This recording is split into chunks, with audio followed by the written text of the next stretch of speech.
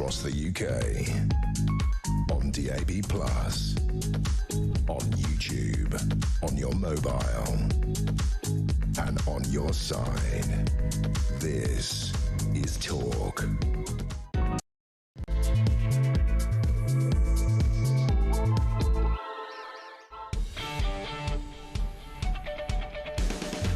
A very good morning to you. Just gone 6 o'clock. What is it? Monday, the 26th of January. You lucky people, and welcome to Talk. It is, of course, the home of the Alarm Clock Brits. It's where you come to have your say on the news of the day. We have the amazing, talented boss, Poppy Coburn, on papers in a little over about a minute. She's here. And as ever, we want you to get involved. We want your input. We want your stories and your opinions. 0344 499 1000 is the telephone number. Now, we've got this competition going on with the voice notes.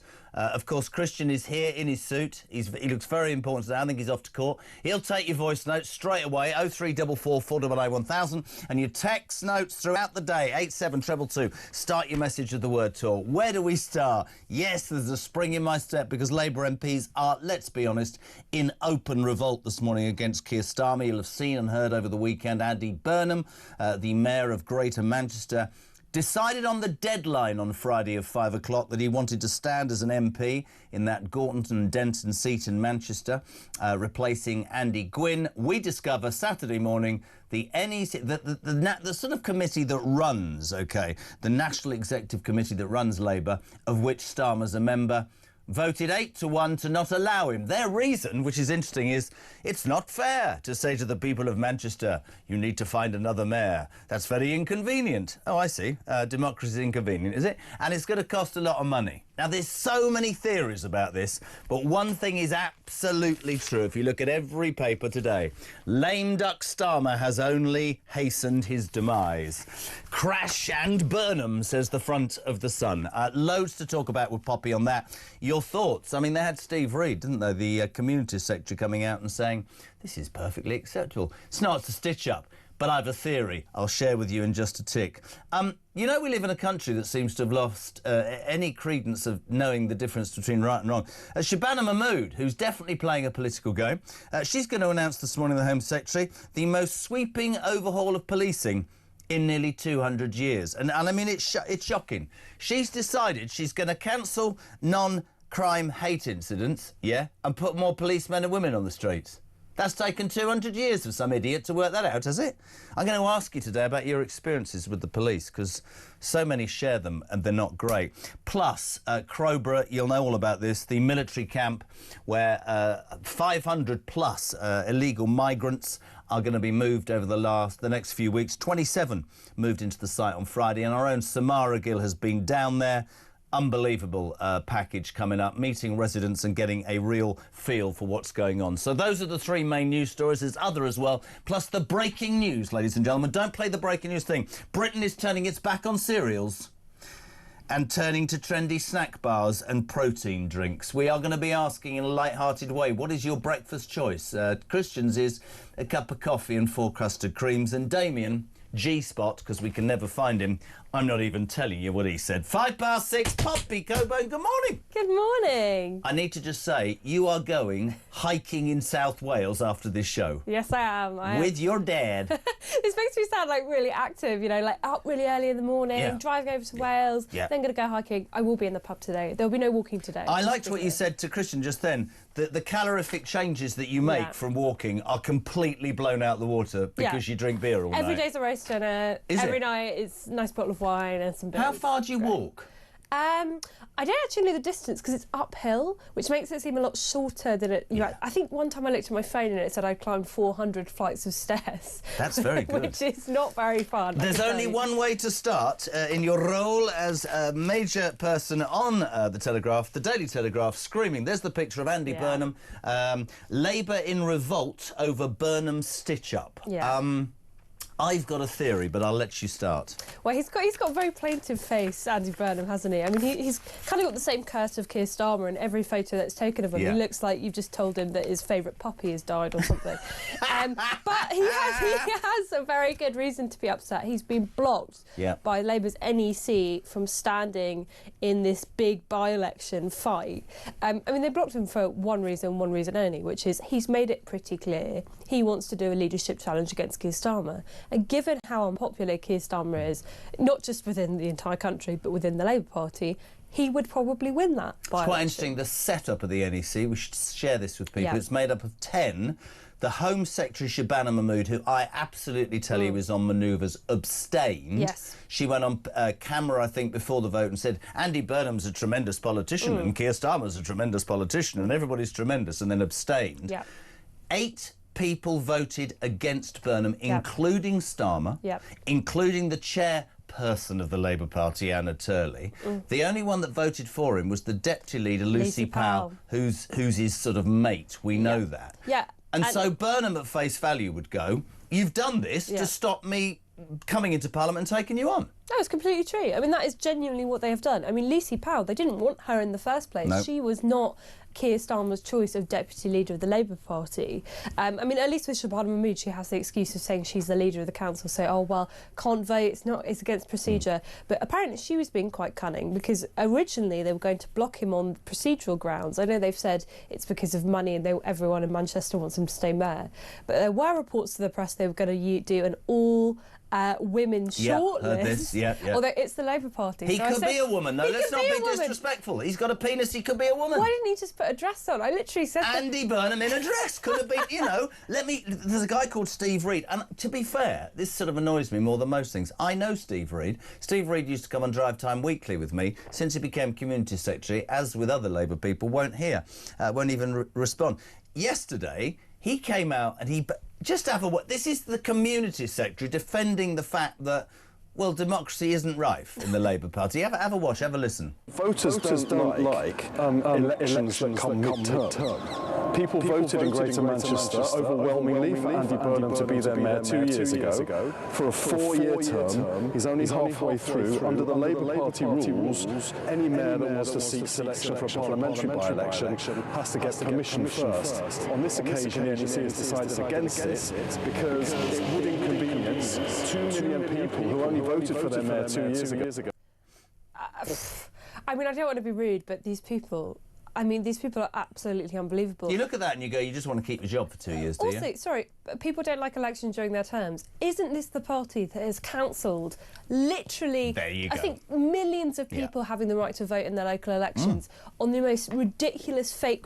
Oh, it costs too much money. Well, I'm glad as a taxpayer that you've run out of my money to have an election. Why are you having a by-election? Why are you having a by-election? The whole thing is a con job. And we were talking about this, Chris and I, on Friday. Starmer was buggered. There's no other way of putting it. Sorry, right from, Notting Hill, completely, because damned if he did and damned if he didn't, which is his own mess, because if he'd allowed him, there'd have been a rage and he'd probably have lost it, and if he doesn't, the left are going to go nuts. I've got a theory about Andy Burnham. Good morning to Benjamin, who says, no mention of you, by the way. People aren't texting about Poppy today. Morning, Jez. No mention of Poppy Coburn. Burnham looks like a Thunderbirds doll. My question is, who's pulling his string? I mean, that is a pretty good analogy, isn't it? Dave, I knew this was coming. Morning, Jez. No mention of you. Burnham should stand down as mayor, then stand as an independent. Surely the King of the North would walk it, causing a double blow to No Idea Keir. All I want is a bloody breakfast club. Well, there you go. I mean, that's interesting. I have to say, though, you're the... Bill. Hi, Poppy. I think, honestly, really, I think that Burnham could stand as an independent, then look out for Starmer. That's 2-1. I've got a theory, and you're a journalist and I'm not, so you might consider this to be barking mad. Starmer Friday hasn't got a leg to stand on. Whatever, he's damned if he does, damned if he doesn't. It's no lose for Andy Burnham. No. I suspect Andy Burnham and his cronies knew absolutely that he was going to be turned down. But you stand and you become a martyr. I actually think that if the mayoral election was held, they'd lose to Reform. I think that. I don't think there was any proof that he would win the seat in a by-election. The Greens are quite strong, and Reform, and the Tories and Reform, however you think about that. This suits Andy Burnham down to the bleeding ground. If he hadn't stood, he'd have been called a coward. I mean, I couldn't agree with you more. I think this is an incredibly calculated move on the part of someone who has proven to be an incredibly calculating politician throughout his 30 years in the Labour Party.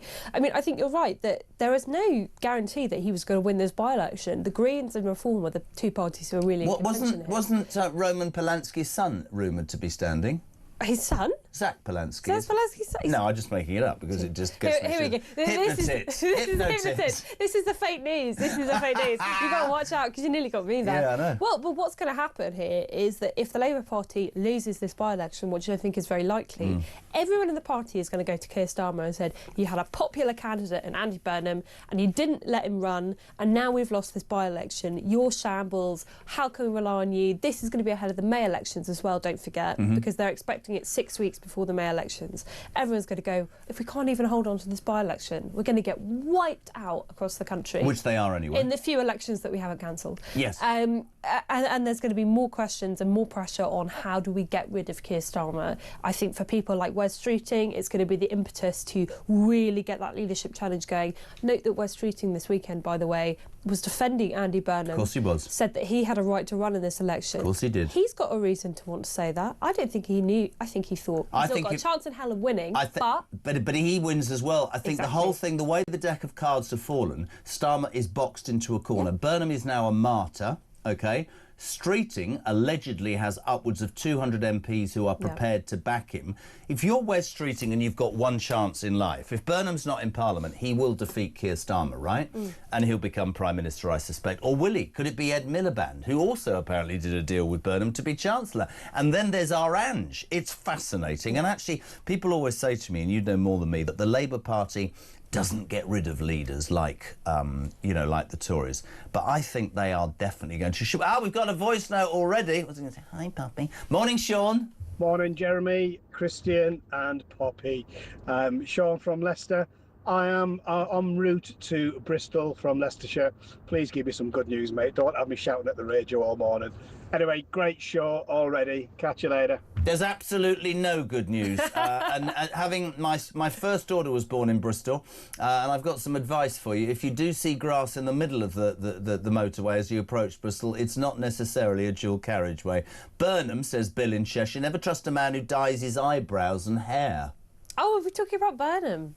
He does look like suspiciously kind of silver hair. He's eaten a couple of puddings, hasn't he? To be fair, he's eaten a couple of puddings. He's turning into Keir Starmer. He literally does look like Keir Starmer, which is a big insult. I'm obviously highly cynical because there he is walking on the front of the Times with his old mum. His nan. Is it his nan or his mum? Oh, it's his mum. She's got slippers on. Yeah. Times are hard. Do you know, you made a point. Has he done a good job in Manchester, though? Well, I think by all accounts he's quite popular in Manchester, but this is Andy Burnham's problem. He's popular in Manchester because he doesn't have to make any tough decisions. He really doesn't. No. He's fantastic at comms. What he's managed to do is take over the bus service, for example, repaint the buses, rebrand them, get them running better. And that is his main political victory in Manchester because that was the only power he actually has under devolved government. If he is the leader of the Labour Party at a time that the Labour Party are about as popular as Howard Shipman, I don't think he is going to maintain that ability. He is not someone that likes to make difficult decisions. I'm sorry, I think it suits him down to the ground. Yeah, I think this whole thing has fallen in his favour and Streeting's favour. I think he can sit there and plan. The only thing for him is he probably won't be Prime Minister. No, I don't think he will. But why would you want to be a Labour Prime Minister right now? I mean, seriously, why are these people gunning for this job at the moment? But then if you know that genuinely, if you're Streeting, if you know that the game's up in 3 years, I mean, I think already 18 months in, they're like the Tories at the end of 14 years. I don't think they know that there's a cat in hell's chance of them. Yeah, they want to go. Giving themselves down.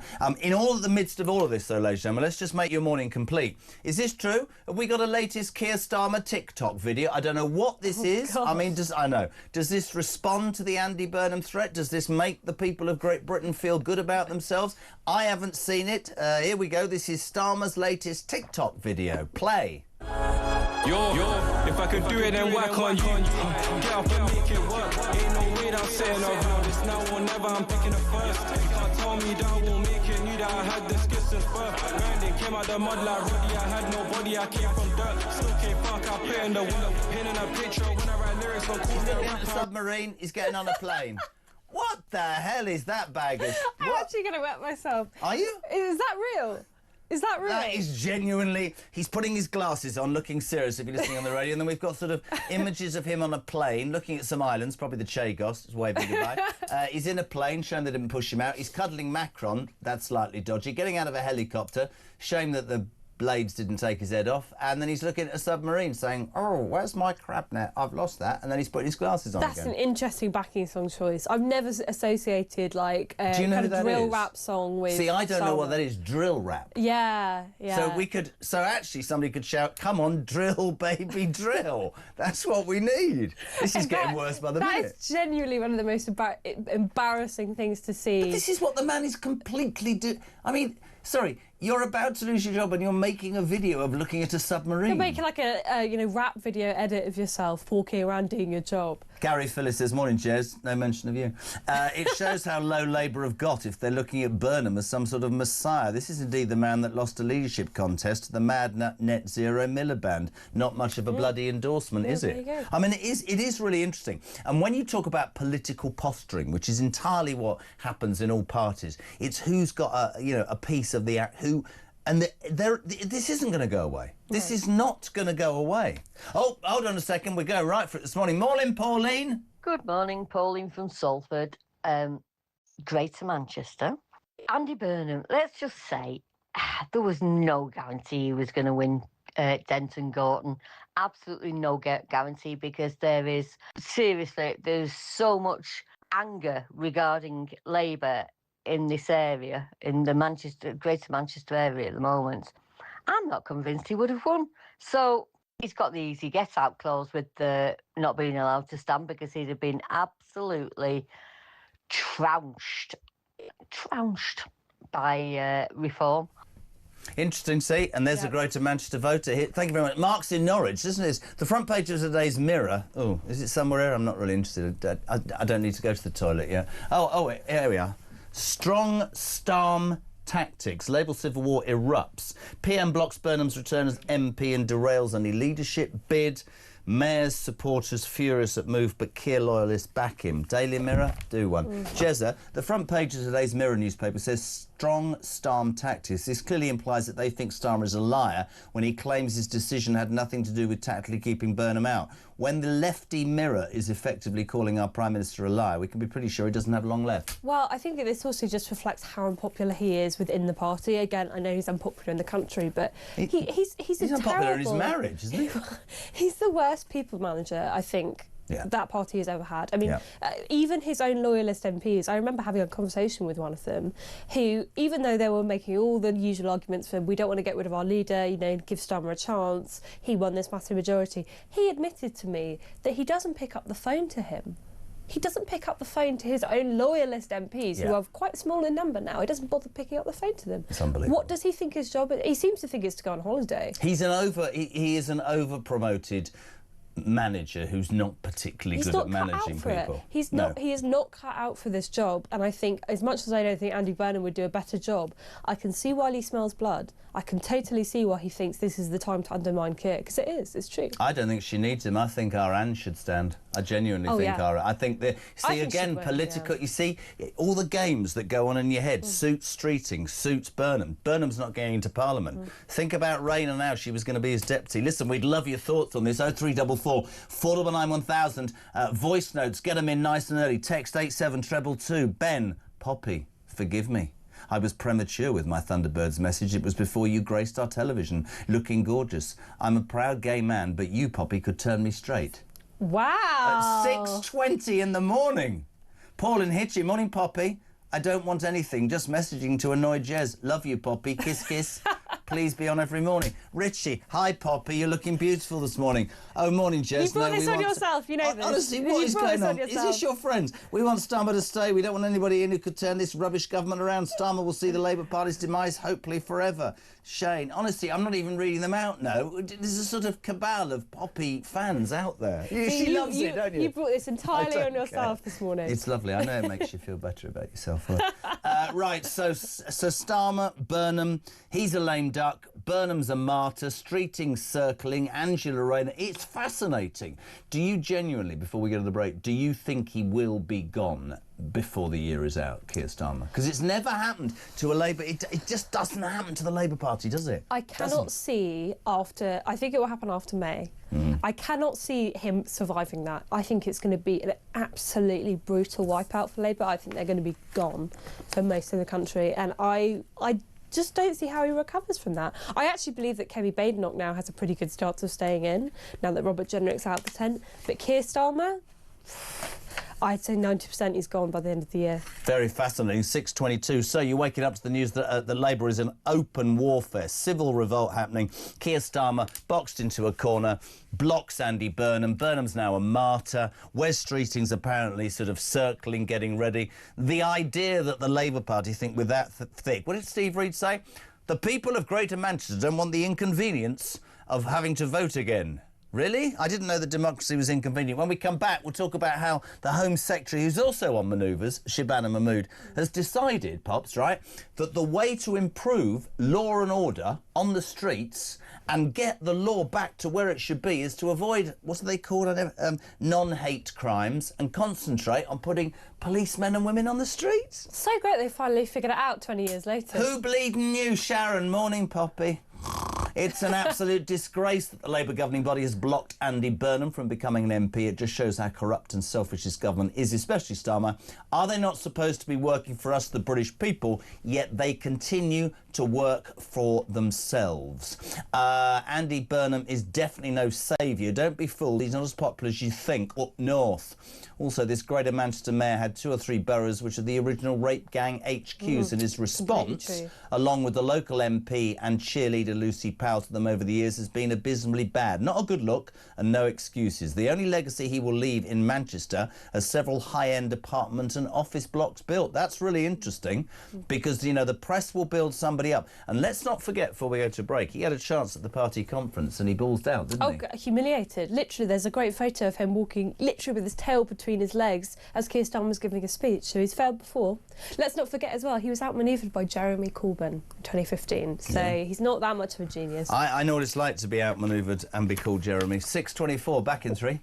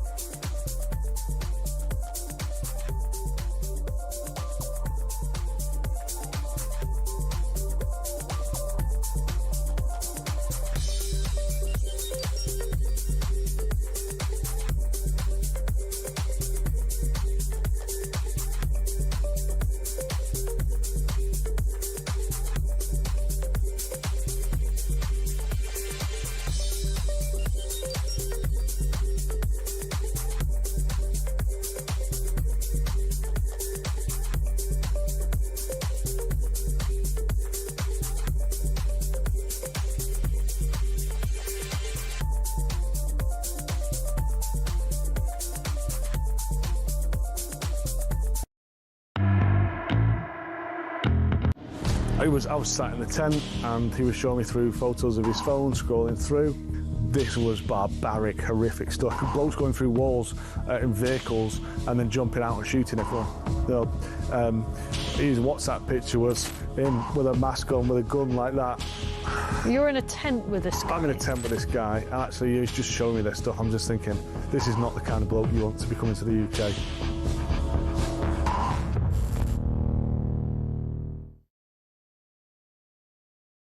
Across the UK, on DAB+,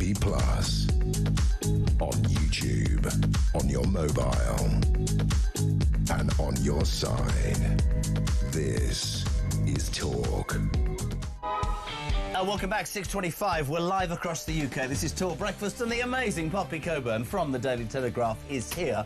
Before we get to police and Shabana Mahmood, just a bit of fun. Britain is turning its back, Poppy Coburn, on cereals and apparently turning to trendy snack bars and protein drinks. I want to throw this out today. What's the weirdest thing you've had for breakfast? 87222. We haven't got a prize. Tony, good morning. Good morning, Jeremy. It's Tony from Worcester. Two things for you, sir. You're asking about breakfasts. I've been going to the gym for a few years, and I also get up and I'm in work for 4:30 every morning. So what I do, I throw a bunch of things into a blender the night before. It's usually a couple of raw eggs, a bunch of porridge oats, some soya milk, a bit of creatine, a few bananas. It's a load of carbs and protein to get me through the morning, sir. And the second thing, you're always banging on about poor old Keir Starmer. He's not very well liked by anybody in the country, is he, really, apart from the loony left-wing extremists? Brilliant. He's the bloke that's all ripped, isn't he? I was going to say, you'd have to be, because that does sound like something that I would feed my dog when I want to make him... I believe that it probably does give you massive muscles. Right. She's now responsible for feeding a dog to make it look like Arnold Schwarzenegger. Can I just point out, I'm with Christian. He has 4 custard creams in a coffee. What do you have? I imagine brilliant. You're quite posh, though, for breakfast, aren't you? I'm usually one of those really girly coffees that are more milk than coffee. That's what I have. Yeah, and if I'm hungover, I'll get a croissant from Pret, and if I'm really hungover, I'll get a sausage like McMuffin from McDonald's. Yes. Now, Mark, you see, Big Mark, who's been going on about. When I say big, I'm not talking about what you might. Never mind. Anyway, he goes on every day about breakfast clubs. He said to me, "Oh, Greek yogurt with honey and granola." No, absolutely not. Try being gluten-free. You have to have a gluten-free biscuit. But cereal is quite... Porridge is the answer, isn't it? Porridge is lovely. I actually love porridge, but I need to have sugar in it. And then I'm just like, well, this isn't really healthy. I've just put half a cup of sugar in there to make it taste nicer. Neil says, it's great to see that Poppy is on the show this morning. I hope she has a great week walking, getting fit in preparation for her free trip to my ski chalet in the Swiss Alps. I haven't forgotten about the ski chalet. Yeah, that's you're off. Nice. Morning, Jez. Shane here in Bournemouth. 40 years old, I still eat cereal. You can't beat a bowl of shredded wheat. These fools kidding themselves drinking protein shakes and snack bars think they're conquering the world on that rubbish. A protein shake will only work if you're going to eat a meal at the same time. I pity the stupid fools. I'm sort of with you. You know these people that go, I've eaten a shake, I'm going to be muscle man. Morning, oh no, that's later. Morning, Jez. I live in the catchment area of Manchester and I hope Andy Burnham stands in the by-election. This is the only way we get rid of this complete as Mayor of Manchester, says Lee. So that's not going very well. So that's breakfast. Let's talk police. Page 8 of your newspaper today. Extraordinary. Shabana Mahmood to scrap non-crime hate incidents. OK, this is our Home Secretary. She calls it the most sweeping overhaul of policing in the service's 200-year history. And I'm not having a go at her. Her plan for this overhaul is to scrap non-crime hate incidents. You know, I don't like you. Oh, God, you've upset me. Go to jail for a year. I've murdered somebody. You're all right, you can get off. And also, more Bobbies back on the beat. Now, I don't want to be cynical. She's the Home Secretary, you know. Really? Is that it? Is that... I mean, I put this at the Tories, by the way. I don't blame Labour. This started with Theresa May taking policemen and women off the bleeding streets. Utterly disgraceful. Like Blexley always tells us, you know, you arrest people by having intelligence. You get intelligence by having people on the street with their ear to the ground, not sat in front of a computer going, we're not turning up. Yeah, completely. And we want to know your experiences with the police this morning, because it's not great, is it? 87222. No, it's an absolute joke. I mean, what she's just described here is the normal I wouldn't call it an overhaul. This is just returning to what, in the 20th century, everyone understood to be the basics of policing, which is you have police officers patrolling the streets in which they're supposed to protect, and you don't like harass people for not doing crimes. I mean, this is the most Orwellian thing ever, right? A non-crime hate incident, and we shouldn't underlie the fact that this was Theresa May that introduced this and her horrific College of Policing woke reforms. The Tories allow this to be on the books. That's the thing that should be banned, exactly. The police college. Let's remind everyone what these non-crime hate incidents were. I mean, that was what had, obviously, the columnist Alison Pearson have a knock at her door by the police because she had sent some tweets. They didn't tell her which ones they were. They just said that she was being recorded against this. You know, it is on your file if you have a non-crime hate incident, but you may not know that it's there. Because all it takes is one person to complain and say, he said a naughty word to me on Facebook, or, you know, we've had a row about, like, you know, transgender rights or something political or whatever, and you can have that on your name forever. It is the most disgusting thing that this country has done, and there's a lot of things that I think you could say the country have done under the Tories that I think is pretty revolting. So I'm glad that she's getting rid of them. My main problem, though, is that every single Home Secretary has said, going back to Theresa May, that they would do this. And they never do. And they don't do it. So it doesn't make it. To me, it's just common sense. It's like with the army. That was just an easy thing. Defence cuts. I mean, look at this in the Mail. I mean, sorry, I obviously come from a different planet. Shabana Mahmood, who wants to lead the country? I mean, you know, one would assume, would you not, Pops, that most people in politics are in fact stupid when you read headlines like this.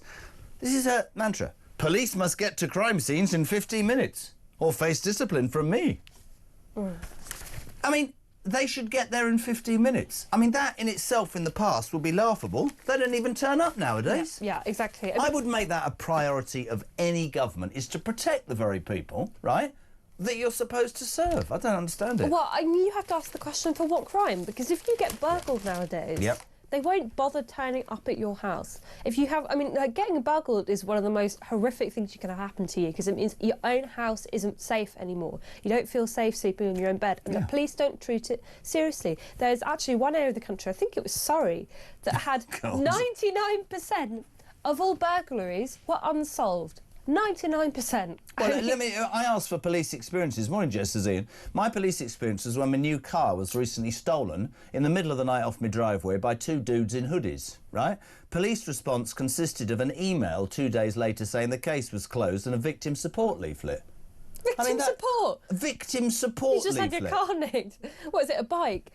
I mean, it's just unbelievable. We'd love to hear your experiences of the police, and the problem is, right, genuinely being honest with you on this show, as I always try and be, I don't want to slag the police. I think the men and women on the front line do an amazing job. But the people that run the police forces now, are completely lost in a woke, mad world. It's the leadership. The leadership are a joke. Yeah. And I don't want to say bad things. I've got a family in the police, but they will say openly that there are serious problems with the police leadership and their priorities. They don't actually want to tackle real crimes. No. They want a virtue signal, because that's what they've been told to do by the government for so long. Virtue signal, just cure crime, for Christ's sake.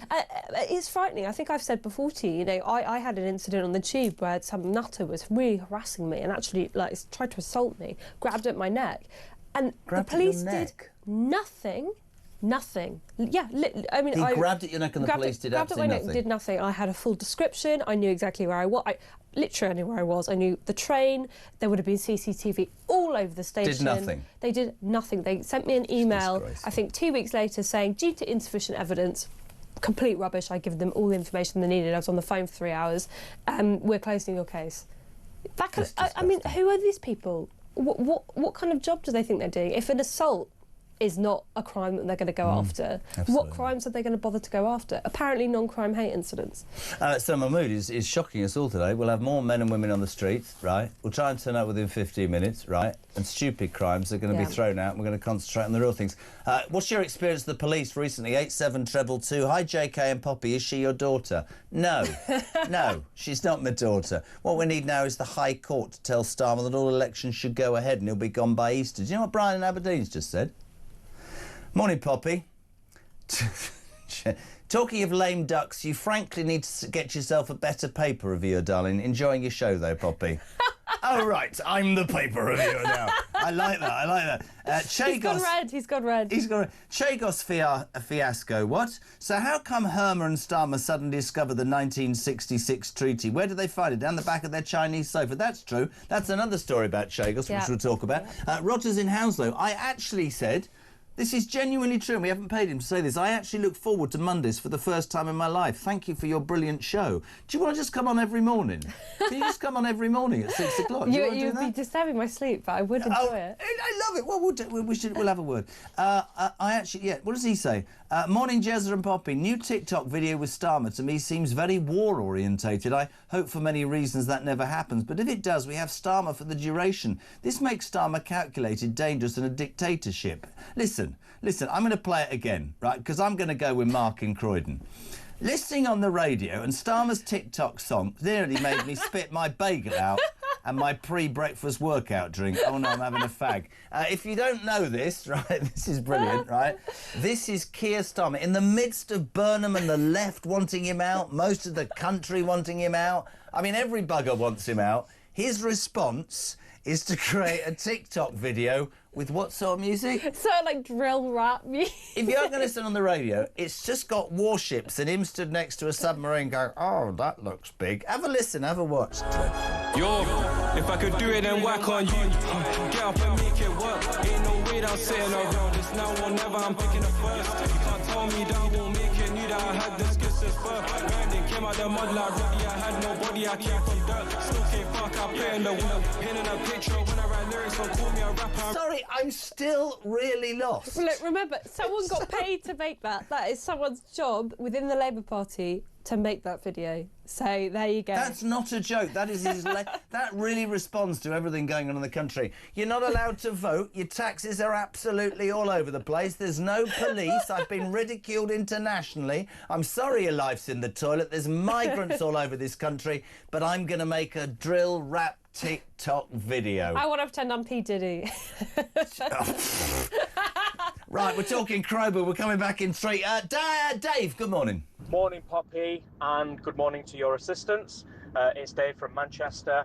Andy Burnham has not improved the bus service. I repeat, Andy Burnham has not improved the bus service. They are an absolute shambles, and they are working a third of how efficiently they used to work at best. He has brought in a socialist policy for a capitalist transport system, and he is driving the bus service into the ground with this nonsense. Anyway, enjoying the show. Dave from Manchester.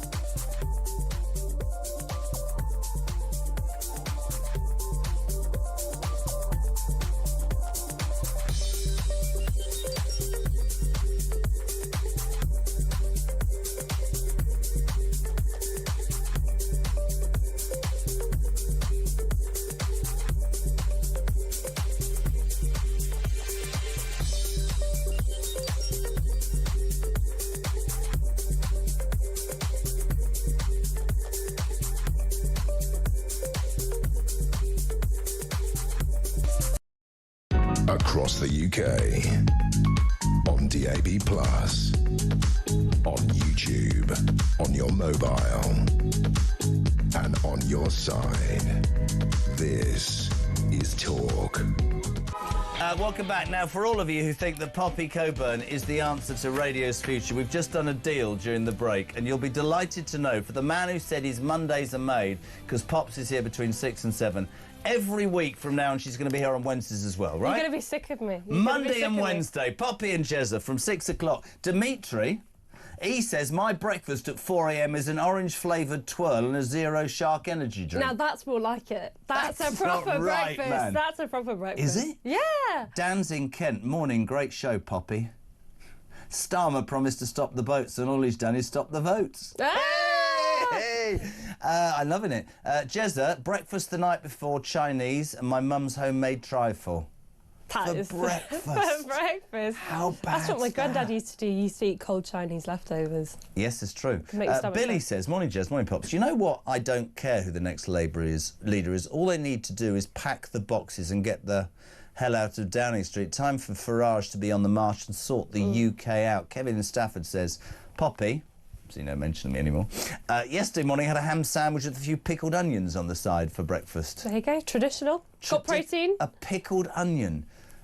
Banana butty, says Les in Cheshire. A banana butty. Okay, that's taking the mickey, right? That can't be real. You can't have a banana sandwich. Have you ever had a banana sandwich? No, that's not real, is it?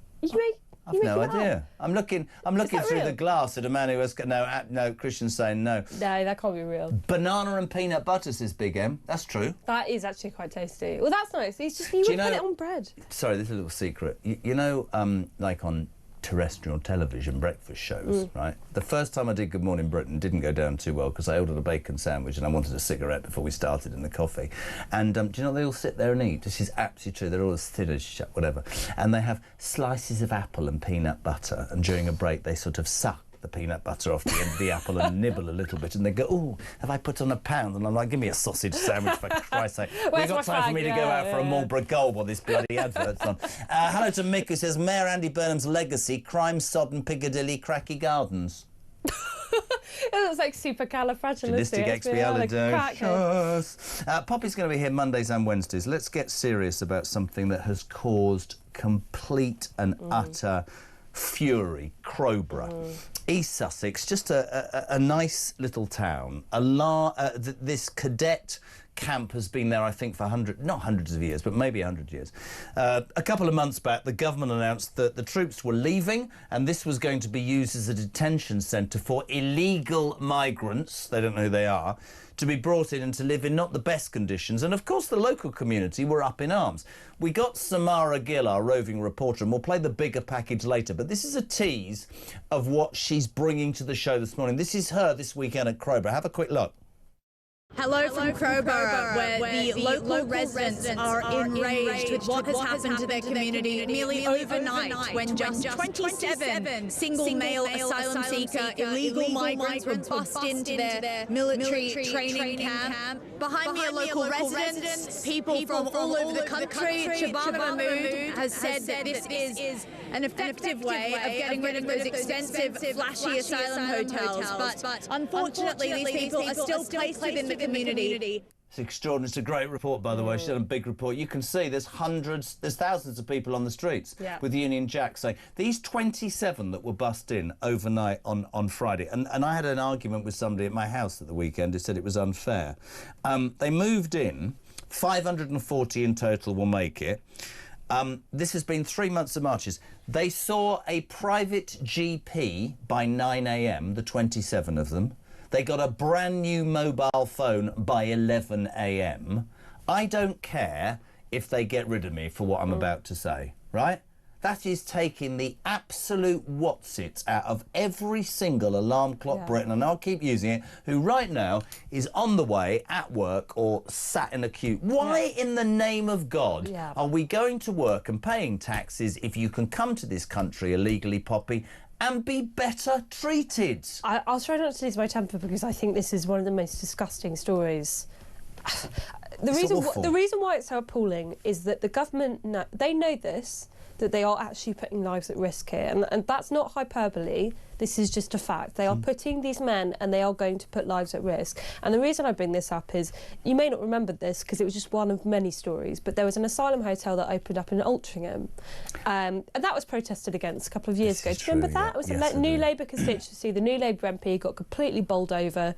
They put this asylum hotel. It was between two girls' schools and a grammar school in the middle of town. I remember distinctly. And I remember when that opened up, I said, there's going to be something. Do you know who the MP was? I can't remember who it was. The guy that ran the 1922 backbench thing, Graham, who retired after the last election, the one who sacked Sir Graham Brady was the Altrincham MP, genuinely. Replaced with a new Labour MP.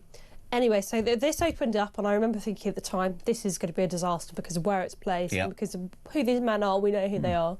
Well, we don't know who they are, but we know what their characters are like. And there was a news story that was almost buried last week, that there's been a sexual assault in Altrincham from someone in the Asylum Hotel. Now, the people of Crowborough have been incredibly brave and tenacious. They have not stopped protesting for months and months and months to try and stop this. 12 consecutive weeks, apparently. And I think they are right to continue protesting because it is going to put their at risk. I think that's not scaremongering. No, it's not scaremongering, and I think it is also absolutely to call it out for what it is. If you are calling residents of Crowborough or the women and men of Epping who did the same, if you're calling them far-right racists, you're in real trouble. Yeah, well, whether you're Keir Starmer or not, because then you are saying this is the argument, and I'm not sticking up for reform because Conservatives have been as vocal on this. If you are saying to parents, you cannot be concerned about the safety of your own teenage daughter because there's a migrant hotel next to a school, and there's plenty of examples of people who have been arrested and charged with sexual assault, men who are unverified and unvetted. And this is not a challenge.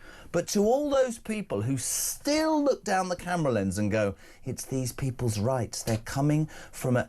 And I simply say this, and I don't want to get into trouble, right?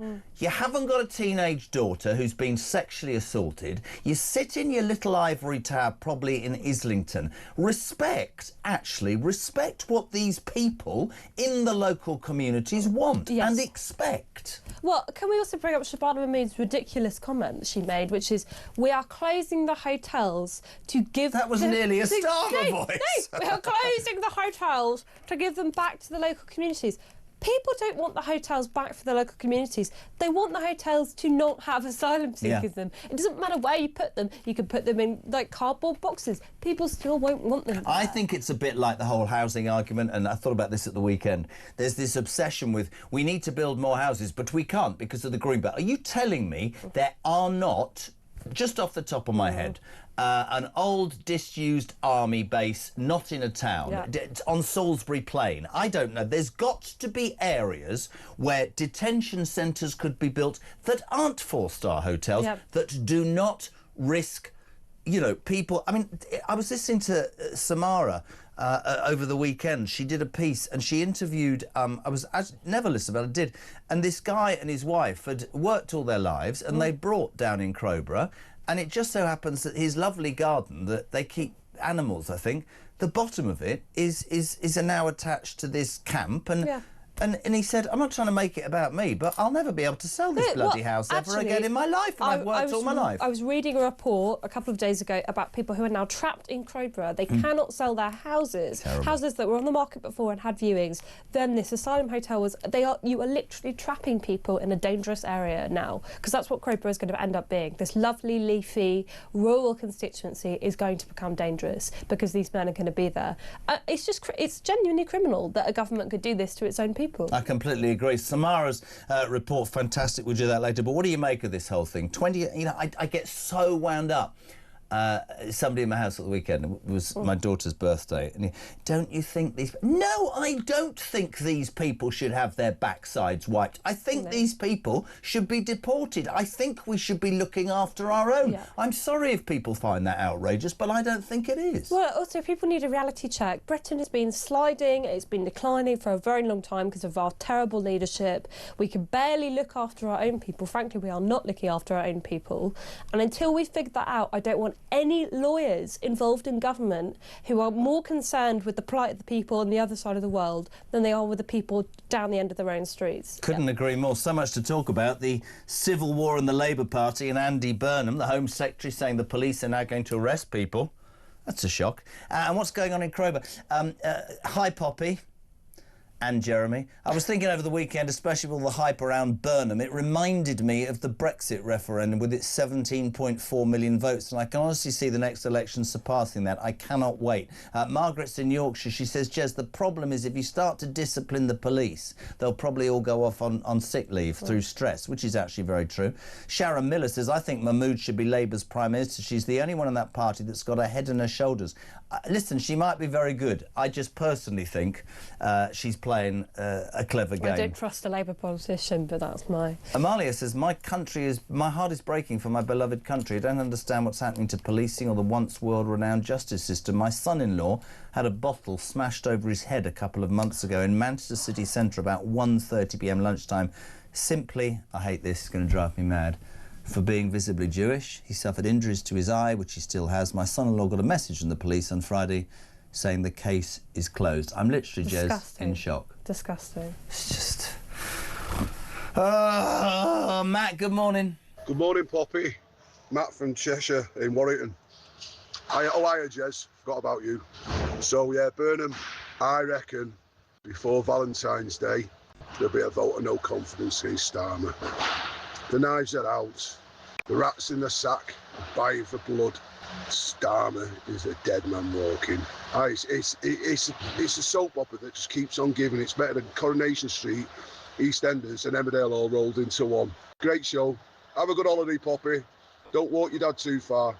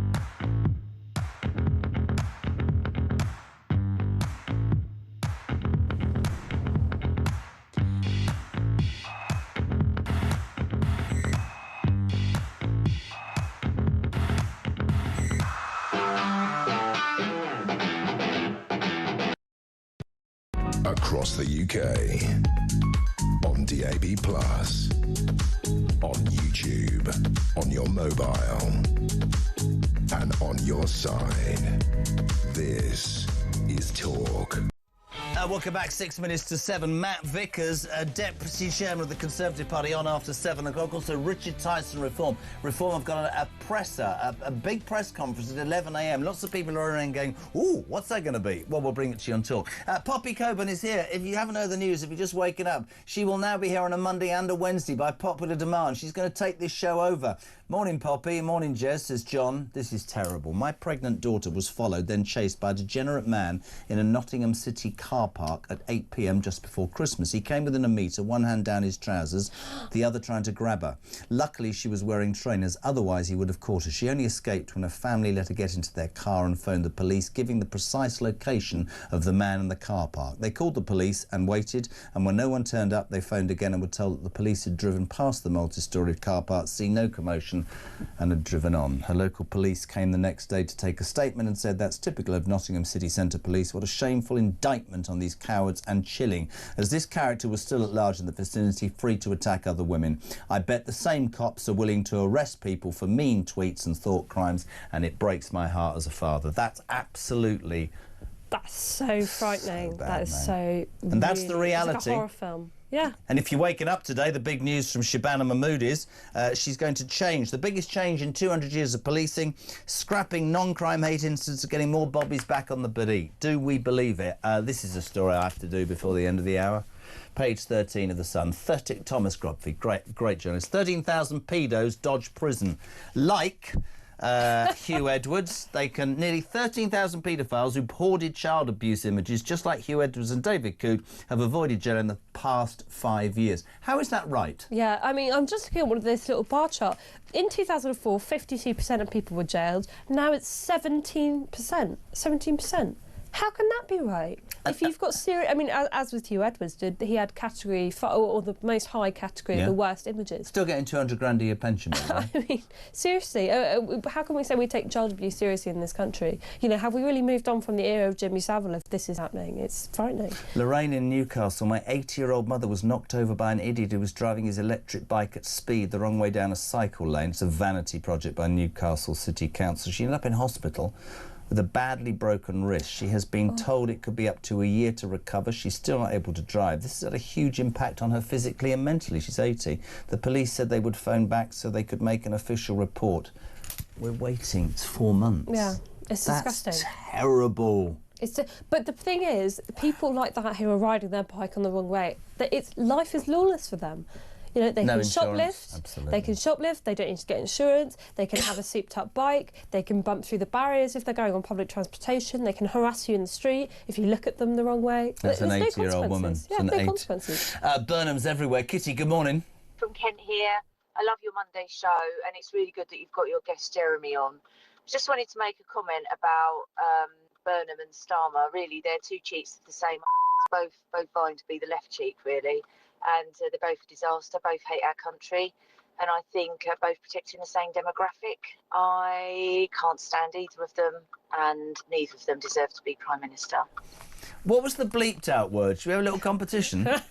I can think of something. I know. Interesting though, isn't it? I mean, you know, just in an hour, real anger amongst the left about Andy Burnham's stitch-up. The rest of us are looking at it thinking, have we really got another 3 years of this? A Home Secretary who definitely on manoeuvres going, I'm going to change the police, but some terrible stories, and we do want to hear them. What's your experience with the police? I mean, that 80-year-old old lady being knocked over, the bloke's daughter. No, it's outrageous. 87222, and also the Crowborough stuff. We've got more from Samara Gill. And the big news this hour, my friends, is that I have bowed to public pressure. Poppy Coburn will now be here on a Wednesday morning. Thank you very much. You are going to get sick of me, though. I'm going to get messages saying, but not this Wednesday, because she's going walking now. Yeah, are you literally holiday. Going walking now? Climbing, yeah. Well, I mean, it's a 5-hour drive. But you're going to get home, right? Yeah. And what are you going to have for breakfast today? What have you had for breakfast? Well, I was really inspired by the salad cream and pickled onion story, so maybe I'll tuck into that. Vicky in Bournemouth says, I'm eating a banana sandwich right now with lots of butter and sugar. Is that real? Is banana sandwich? I feel like someone's pulling my leg here. I've never had a banana sandwich. I'm having, says Simon, sliced banana on toast. Oh, well, that makes a bit of sense. Banana on toast, but a banana sandwich would be all mushy. Dave says, morning, Poppy. I have 3 eggs for breakfast, but they sometimes are cream eggs. which is the type of thing we want to hear. Pops, listen, have a great week. Enjoy. Really? I will. She'll enjoy the pub. You've left me with a nice image there. But from next week, she'll be on 2 days a week. We love having her on. Deputy Content Editor at The Telegraph. Poppy Coburn, thank you so much indeed. Have you got hiking boots? Yeah, big ones. Thick socks? Bright pink as well, yeah. Bright pink boots? Yeah, you'll see me on the mountain. All right, Dave. Anyway, there she goes. We're heading to the news at 7 in the next hour. Matt Vickers, Deputy Chairman of the Tory Party, responding to everything that's in the news. Richard Tice, there's a big press conference from Reform this morning at 11 o'clock. And John McTernan, former advisor to Blair, actually, talking about the civil war that is taking place. And I'm looking at Poppy Coburn and I'm thinking, Wales, hiking. I'm going to Portugal on Thursday to see my son who's playing golf out there, and guess what? It's raining there as well. Right, 7 o'clock, almost news on the way. 87222 for your text messages, and we will be back after news at 7, which is next.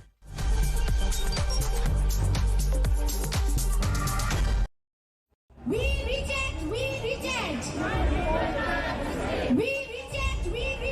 Behind me is the highly controversial location for the proposed super embassy. Tuesday is the deadline. Yes, this would be the biggest embassy in Europe if approved, if Starmer bows down to Beijing, as these protesters are saying. Behind me you can see nobody wants this. No depression at borders! We know that we have to stand up to the abuses of China. And what worries me is that we have a government right now that seems to be scared of China. What are you doing here at the protest? That's an interesting sign you've got there. Clearly you're not a fan of our Prime Minister Keir Starmer. Why is that? He's kowtowing to the Chinese government, right? A dictator regime. Robert Jenrick defected to Reform yesterday. He called the Conservative Party and Kemi Badenoch a leader with no backbone. She's obviously shown up here today and done a speech. It's kind of unprecedented to have that sort of flagrant support. What did you think about her speech and her backing this? I think any party backing our cause, like going against the building of the embassy, I'd say we welcome them. Why are you here today? So I'm Tibetan and I'm here to oppose the Chinese mega embassy being built here. Unfortunately, we think the UK government might allow this to happen, and I think it sends the wrong message to people who have been oppressed by the Chinese government, who are still being continuously oppressed in free countries. There are lots of Chinese decisions which are being followed by Chinese police states. Now, we know that there are plainclothes Chinese policemen potentially in the crowd, so a lot of them want to stay anonymous, which is very understandable.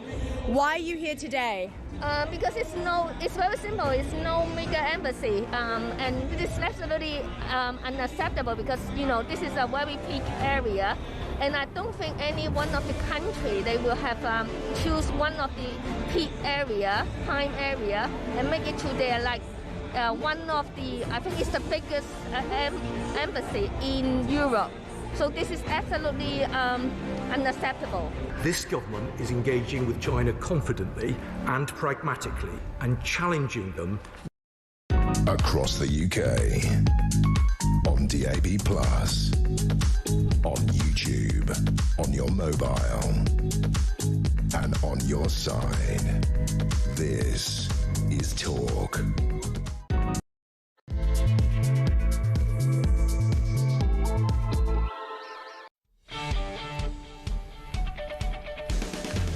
Welcome back. Just gone 7 o'clock. We're live across the United Kingdom. This is Talk Breakfast. It's the home of the alarm clock Brit. It's common sense all the way. So much in the news. Thank you to Poppy Coburn from the Telegraph. She will be here every Monday and Wednesday reviewing. But you're waking up to some extraordinary news. I mean, it's everywhere. Obviously, the fallout from Andy Burnham. You'd have heard the story. The Greater Manchester Mayor, the self-styled King of the North, has been stitched up. The National Executive Committee of Labour yesterday voting to say you can't stand as an MP because, and I quote, well, actually, let's just play this, because the Labour Party's reason for saying Andy Burnham can't stand, we all know he would have challenged Starmer, was laid out by Steve Reed, the Community Secretary. This is what he wants us to be. I'm just going to tell you this, right? Is democracy an inconvenience? Have a watch. Voters don't like elections that come mid-term. People voted in Greater Manchester overwhelmingly for Andy Burnham to be their mayor 2 years ago for a 4-year term. He's only halfway through. Under the Labour Party rules, any mayor that wants to seek selection for a parliamentary by-election has to get permission first. On this occasion, the NEC has decided against it because it would inconvenience 2 million people who only voted for their mayor 2 years ago.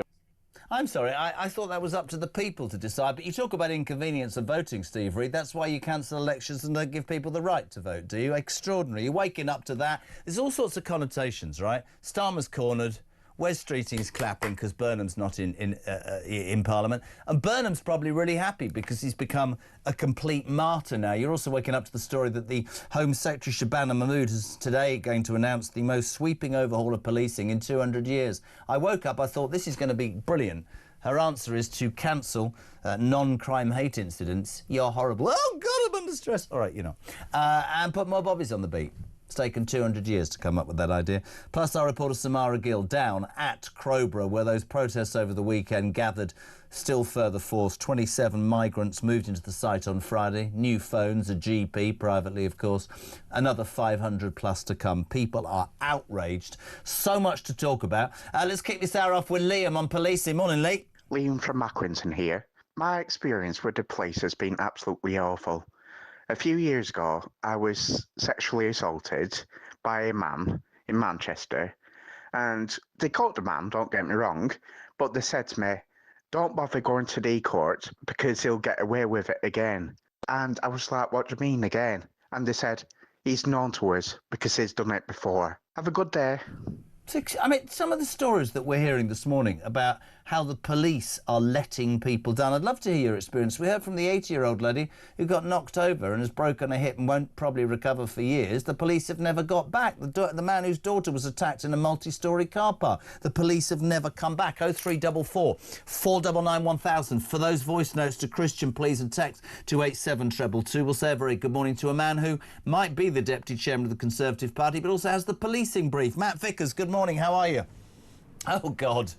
Good morning, Jess. I got in this morning. I didn't start till 6:30. Yeah, you're in the dark again. Where are you? Are you all right? You look like you're in the middle of nowhere. We're outside the office. We're outside Parliament. It's pretty cold. It's not as cosy as usual. All right, we've got a problem with the sound. We're going to come back to you. We're not saying that badly at all. We will come back. Loads of people, by the way.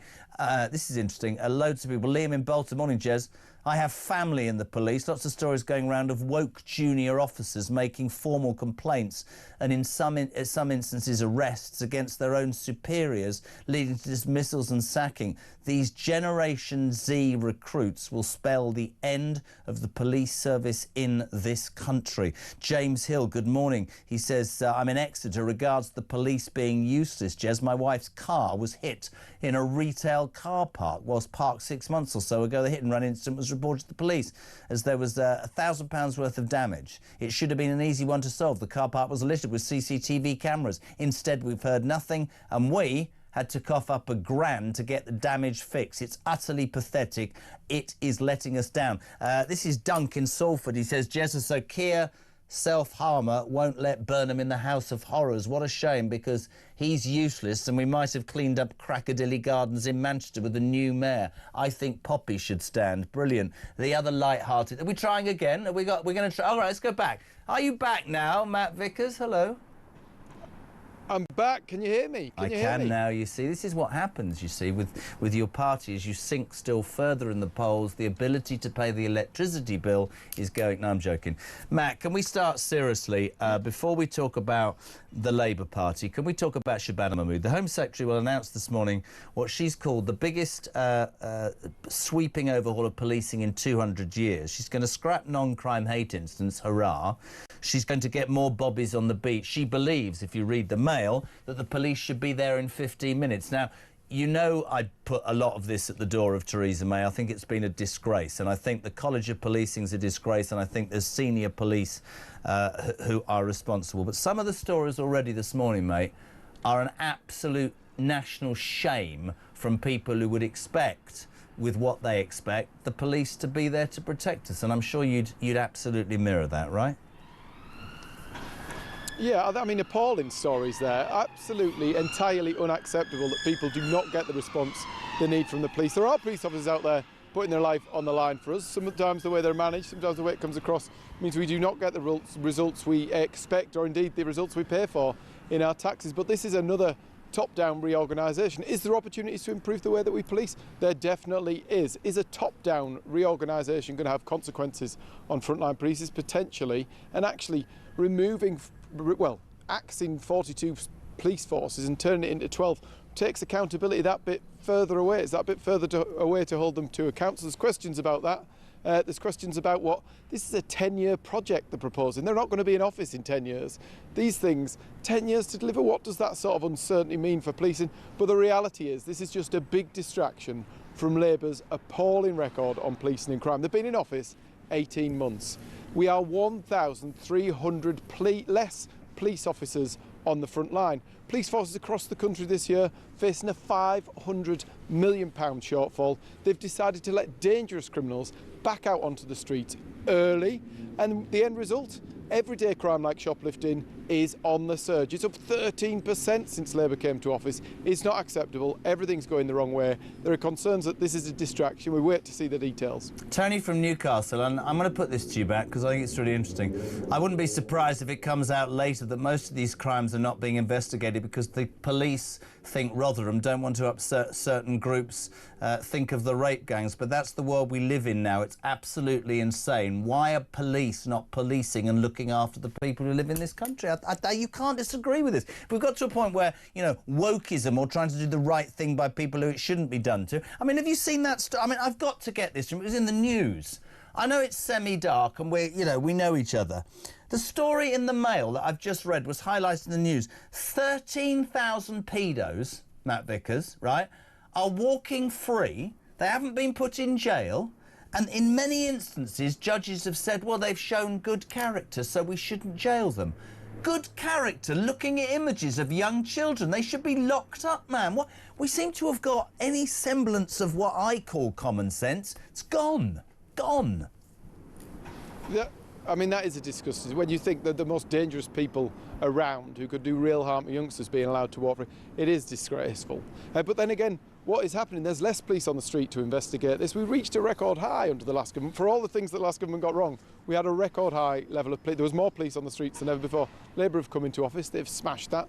They're reducing the amount of time that these people are spending behind bars. It's a recipe for disaster. So we've basically got more... The taxpayer pay never more in tax for less police. We've got more pedos and less police. I mean, I don't want to make a cheap shot, but that's what we're talking about. In the last 18 months under Labour, on our streets, more pedos and less police. Brilliant. Mate, I want to talk Crowborough. And letting people out earlier. Yeah, I want to talk Crowborough. Our reporter Samara Gill was down over the weekend at the military base. We've got a great package coming up. 27 bust in on Friday. This is interesting. JK says, Tash in Bexhill, I went to Crowborough yesterday and I learnt why they get a mobile phone. Migrants are allowed to come and go 24/7 as they please. If they don't return after 5 days, they try and phone them. If no response after 7 days, they consider they've made alternative arrangements and don't require the free accommodation. We're a laughing stock, mate. They were busting under the light of, under the darkness of night, and they saw a private GP at 9 o'clock. And I have people say to me, even in my own house this weekend, Iris's birthday, one bloke said to me, it's really unfair, they're coming from war-torn countries. No, they're being brought into this country illegally. They're living next door to secondary schools and in villages, and they're being treated better than the indigenous population, Matt. That's a fact. It is. Samara the Star out there exposing real news. Yeah, I mean, it is a sham. These people bust in under cover of darkness in a facility that doesn't have proper planning permission. I think we had something like 6,000 cadets training on that site. They're now without a place to train. Yeah. It's not going to save any money, apparently. The Home Office says it's not going to save any money. The reality is, if you break into this country, if you come here illegally against the law, there should be no ifs, no buts. You should be sent home. We can't keep hosting all these people. It costs a fortune. We've got pressure on housing, pressure on public services. We can't afford it. And it's, you know, people tell you you're evil for such a position, but the reality is there is nothing humane or civilised about allowing these people to pay people smugglers to come across the most dangerous shipping channel in the world. But you know what, to me, it's secure borders. We need to put the British taxpayer first. I agree, and listen, we can talk about the roots and how difficult it is, but I'll tell you, the British people, and I genuinely don't, you know, people say, well, you can't say that. This is just an honest fact. The British people who live their lives correctly are getting increasingly fed up to the back teeth. That silent majority I talk about. Let's talk about Labour very quickly. I know you've loads to do this morning. I've got a theory about the weekend, and you're going to smile at me through the darkness. I mean, Starmer was cornered on Friday. He's damned if he does and damned if he doesn't. If he lets Burnham stand, there's a challenge. If he doesn't, the left go nuts, and that's where we're at. I think Streeting will be very happy because Burnham's not in the Commons. He'll be rushing around the place clapping. But I'm not sure that whether I think Andy Burnham's any good or not. You speak to people in Manchester, they say he hasn't done an awful lot at all. I think he's self-styled, to be honest. But actually, I reckon he knew he wasn't going to be selected, but stood anyway to become a martyr for the left, because I'm not sure they'd have won that election. I think that one of the main reasons, despite what Steve Reed says about it being inconvenient, is they'd have lost the mayoral vote, probably to Reform. And I think this smacks of desperation. But I think that if the best you can think of is Andy Burnham, you're in trouble big time, aren't you? Well, I mean, it's just another case in point. This government has completely lost its way. Keir Starmer lacks the backbone to lead this country. He cuts off any form of challenge before it can get any oxygen. So now, instead of Burnham, it's probably going to be Ed Miliband, it's probably going to be Wes Street. Absolutely terrifying. This is a government that has completely lost its way. It's a disaster for our economy. It's putting people out of work, and it's making a sham of us on the world stage. The sooner it goes, the better. It's interesting as well, you know, they've cancelled this argument from Steve Reed that voters don't like elections that come midterms. I'm waiting for them to roll that out as an excuse for cancelling more local elections. There's nothing. But most of all, I'm going to make you smile. Nobody else on your round this morning will make you smile as I will make you smile, because as the Labour Party is engulfed in crisis, have you seen Keir Starmer's latest offering on TikTok, Matt Vickers? If you're waking up this morning... Oh, I dread to think. I've missed it. Ladies and gentlemen, right, this is no word of a bleeding lie. This was put out last night. Bear in mind you're Keir Starmer. You're sat in number 10. Everybody's out for you, internationally, nationally, within your own party. You're going to get some drill rap music, a few images of submarines and tanks, and you're going to put this out. Enjoy. This is for you, Matt Vickers. Yo, if I could do it, then why can't you? Get up and make it work. Ain't no way that I'm sitting around. It's now or never, I'm picking it first. You can't tell me that I won't make it. Knew that I had the skills since birth. Grinding, came out the mud like Roddy. I had no body, I came from dirt. Still came fuck, I put in the work. Painting a picture when I write lyrics on call me a rapper. Literally, if you're listening on the radio, it's him with rap music pointing at sub... Look at Matt Vickers, even through the dark. What do you make of that, sir? No matter what we do, no matter how they dress him up, no matter what mood music's in place, the guy is just the most uninspiring person on earth, isn't he? When you think about his record, when you think about this spineless man who is making such a sham of running this country, you can't polish a poop, can you? It just doesn't happen. You nearly said the right word there. That's what you'll do for me. Listen, mate, bless your heart. We appreciate it. We'll see you later on this week for the papers. Matt Vickers on the round this morning for the Tories, live from Westminster, 7:18, live across the UK. So those are the big news stories. Gillian and Essex. The other thing is breakfast. I just threw out there that today's cereal bars, apparently Britain's turning its back on cereals and everybody's going all trendy. Cereal bars and protein drinks. Gillian grew up having mashed banana sandwiches. There's a good chance Starmer will call an election. Why?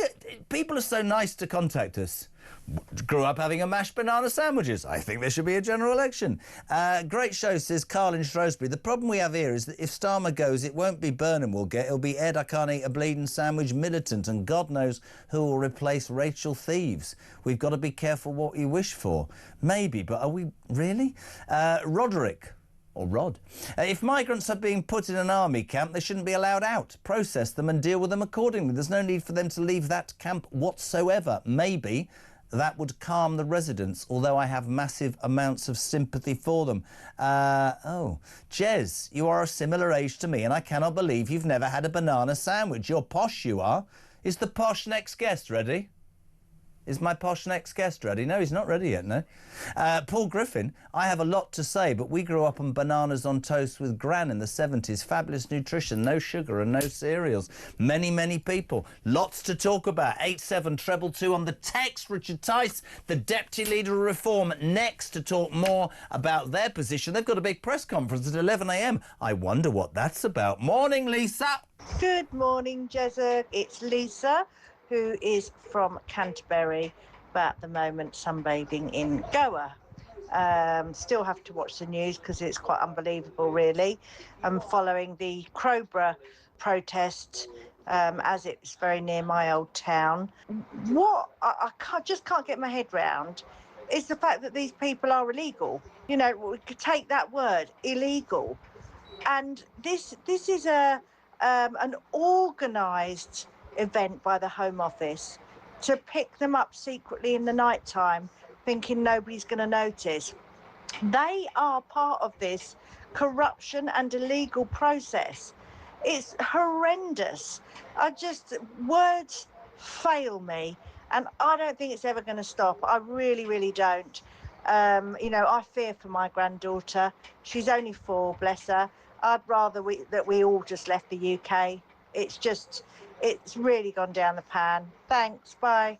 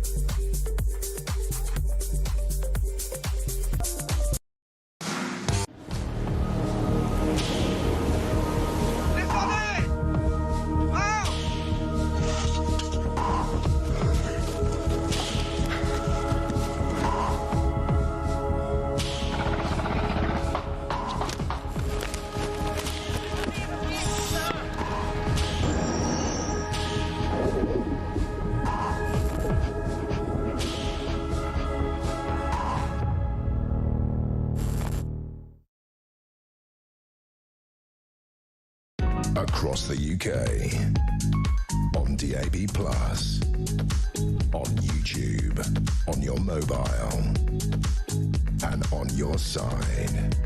This is Talk. Welcome back, 7:21. You're waking up to the news that Labour is in open revolt this morning. There's a shocking surprise. The Home Secretary, meanwhile, Shabana Mahmood, is going to announce the biggest sweeping overhaul of policing in 200 years by putting more bobbies on the beat. Crowborough, those dreadful protests. An exclusive report from our own roving reporter Samara Gill this hour. Loads to talk about. Sean, good morning. Morning, Jeremy. Sean from Grimsby here. Watching the Labour Party tear itself apart, it's just like a continuation of the Uni Party, isn't it? And all these Labour politicians banging on about Andy Burnham as if he is Jesus Christ himself. Well, he isn't. They need to get their head out the sand. It's not about the person. It's about these open border, anti-British, socialist idiot policies that we've all had enough of. And that's not going to change under Burnham. He's a rampant socialist. It'll just mean high taxes, more spending. You know, this is common sense. Great show, mate. Lovely. We say very good morning to a shining star. In fact, Ian from Merseyside said, thank you, lucky stars, that politics attracts the finest of people. And here is, it says on the card, one of the finest. Richard Tice, Deputy Leader of Reform. A very good morning, sir. How are you? Good morning to you, Jeremy. You said that with almost sincerity, but there we are. I'm always sincere. My God, there's so much to talk about, but I am getting asked lots. There's a press conference this morning for Reform. A couple of people saying, is this going to be the Labour defection that we were promised last week, my friend? What's happening? This is the launch of Veterans for Reform. It's a big event in London at 11 o'clock. And at it also, it has been confirmed that Nigel will be confirming our very clear policies on protecting veterans from these historic prosecutions. So, yeah, it's a very important day, reinforcing Reform support for our wonderful serving and veteran servicemen and women. Couldn't agree anymore. So you're not answering the other question then? No, we're mates. You're not answering the other bit, no? I'm confirming what the press conference is about, Jeremy. Oh, honestly, 1 year in Parliament, Tice, haven't you just changed? Right, are we getting serious? Where you can pick this. Do you want to talk police, Crowborough or the Labour Party? You start. Oh, well, obviously, I'm so sad at the terrible weekend the Labour Party has had. It's really, it's a difficult weekend for them. They've had a sort of self-serving, selfish, useless mayor of Greater Manchester, desperately trying to claw his way back into Westminster, and he's been shown the door by an equally desperate, self-serving, selfish Prime Minister who's absolutely terrified. He's utterly fritzed, not only of his own cabinet, but also any other sort of main figures in the Labour Party, and so terrified actually they don't want to have any elections. They're cancelling elections for some 5 million people up and down the country. Apparently democracy it costs too much. Yeah, but hold on a second. Really you're being a little bit harsh, because Steve Reid, the Communities Secretary, said, "Should we? You've got a minute. Should we play? This is what this man who used to be on Drive Time, you'll know this, and now won't take a call. Now he's in government. This is how stupid the Labour government believe we are." Steve Reid said, "Voters don't like elections." Have a quick listen. Voters don't like elections that come mid-term. People voted in Greater Manchester overwhelmingly for Andy Burnham to be their mayor 2 years ago for a 4-year term. He's only halfway through. Under the Labour Party rules, any mayor that wants to seek selection for a parliamentary by-election has to get permission first. On this occasion, the NEC has decided against it because it would inconvenience 2 million people who only voted for their mayor 2 years ago. Richard Tice, quick question to the Deputy Leader of Reform. I didn't know that democracy was an inconvenience. I thought it was a right. It's a right and a joy that we should treasure. And what we're hearing from Steve Reid and others is that they are terrified of Reform, and they knew that if there was a Greater Manchester mayoral election, then Reform had a cracking chance of winning it. That's the reality. They just don't want elections anywhere. I mean, I think it's 29 council elections that have been cancelled. 21 or 22 of them are in Labour-held areas, and they're frit. I mean, equally, the Tories are frit. And it hasn't really been registered that in a number of the councils where the Tories have asked for them to be cancelled, this is the second year running. Yep. The second year running that the toxic Tories have cancelled elections in Norfolk and Suffolk. And so just roll forward 12 months, you bet your bottom dollar in a year's time, all of these councils cancelling them this year will be saying, oh, I'm so sorry, it's been a busy year, we haven't got ready, we're not quite ready, could we postpone them again? You can see it coming. I think it's a really, I do think it's day after night. I do try and give all sides because I get accused of all sorts of things, but I think it's a really good point to make. There are 29 councils, peeps, and 7 of them are Conservative controlled. So when you hear Conservative politicians jumping up and down going, this is against our democracy, actually reforms are the one that are standing up and going to do something. But I think it's absolutely outrageous. And I said to somebody at the weekend, listen to this, Richard. Some friends of ours were over for my daughter's birthday.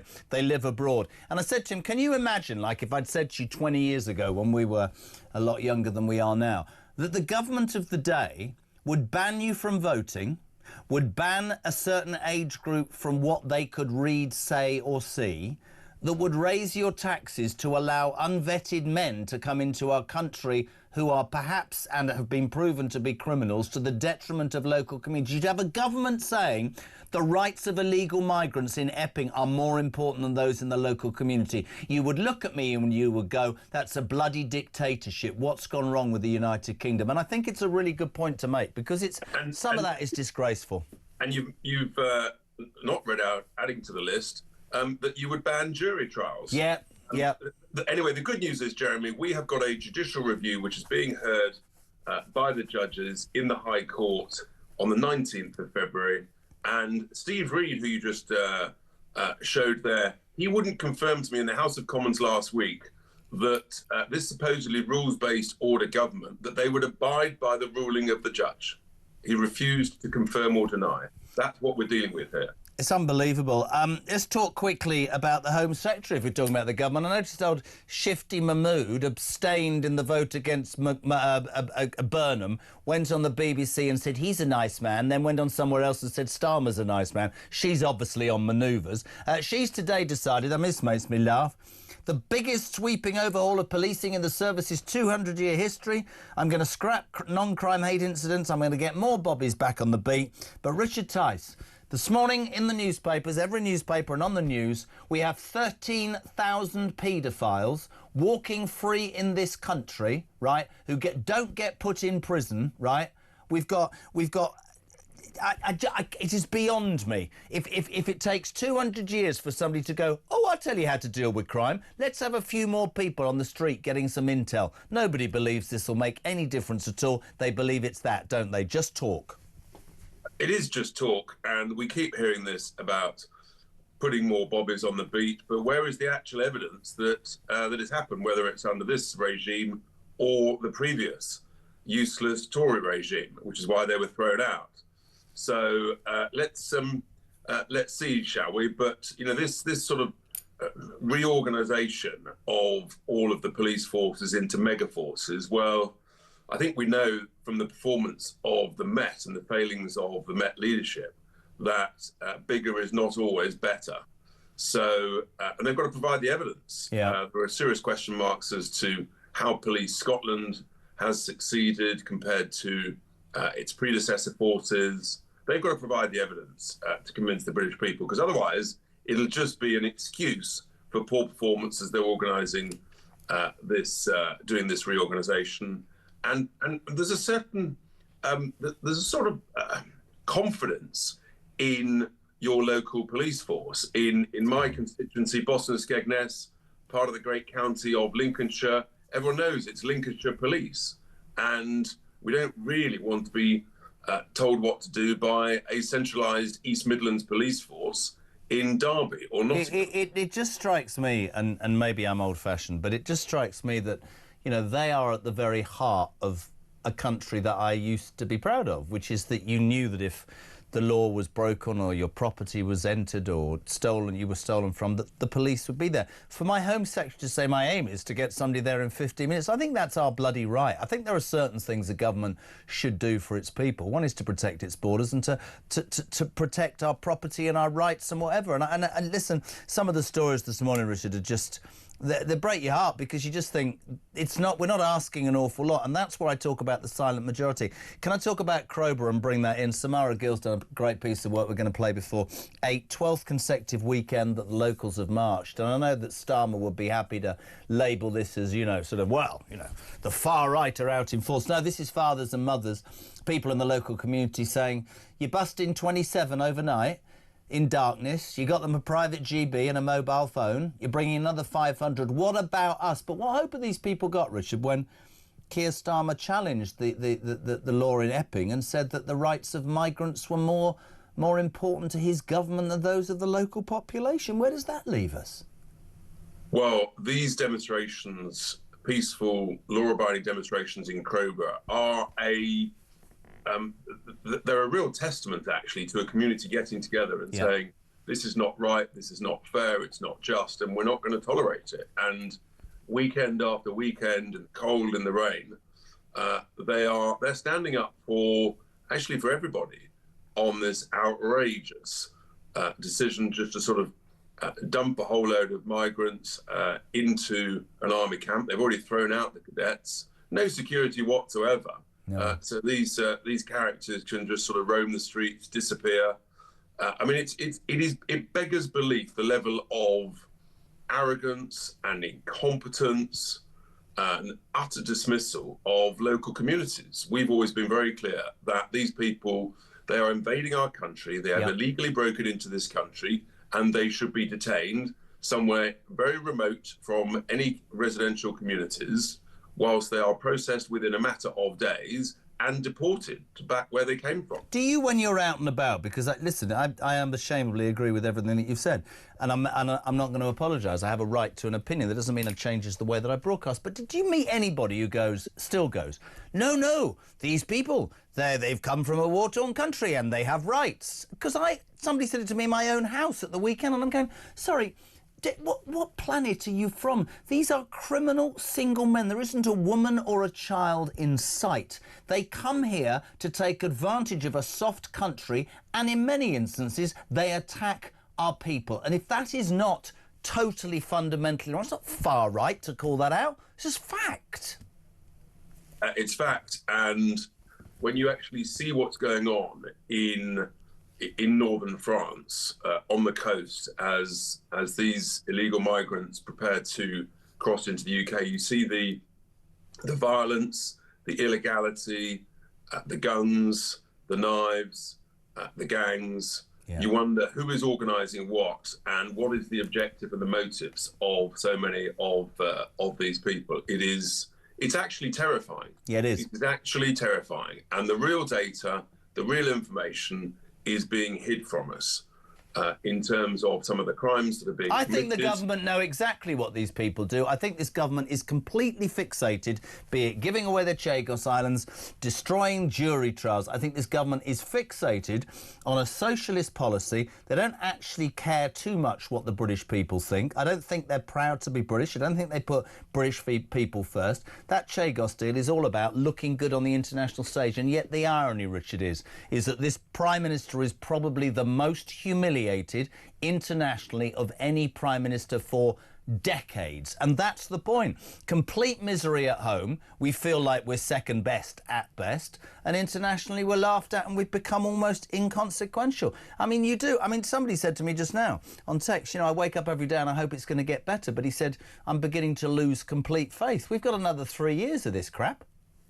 Well, we must be optimistic. The good news is that we wake up every day, and we look forward to the fact that every day that we wake up is a day closer to the next general election. Please, God. On the Chagos deal, actually, there is a significant shift over the last few days, because the Americans, they've listened to Nigel Farage, and they have re-looked at this deal and have realised that they've been lied to by the likes of Jonathan Powell and the Foreign Office, who told them it was a legal obligation to give away the Chagos Islands, which it wasn't. Never was.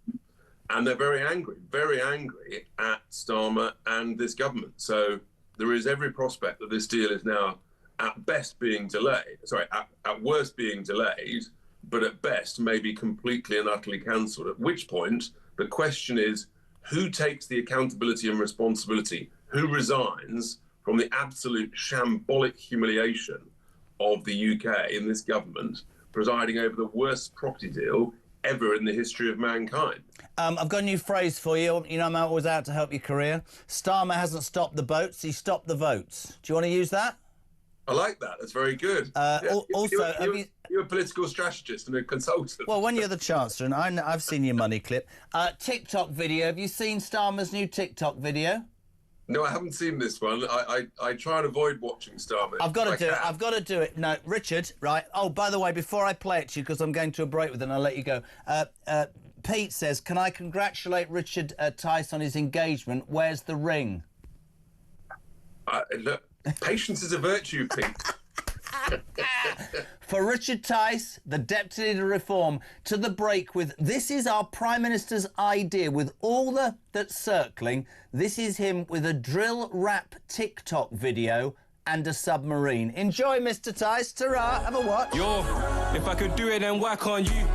Get up and make it work. Ain't no way that I'm sitting around. It's now or never, I'm picking it first. You can't tell me that I won't make it. Knew that I had the skills since birth. Grinding, came out the mud like Roddy. I had nobody, I came from dirt. Still can't fuck, I put in the work. Painting a picture when I write lyrics. Don't call me a rapper.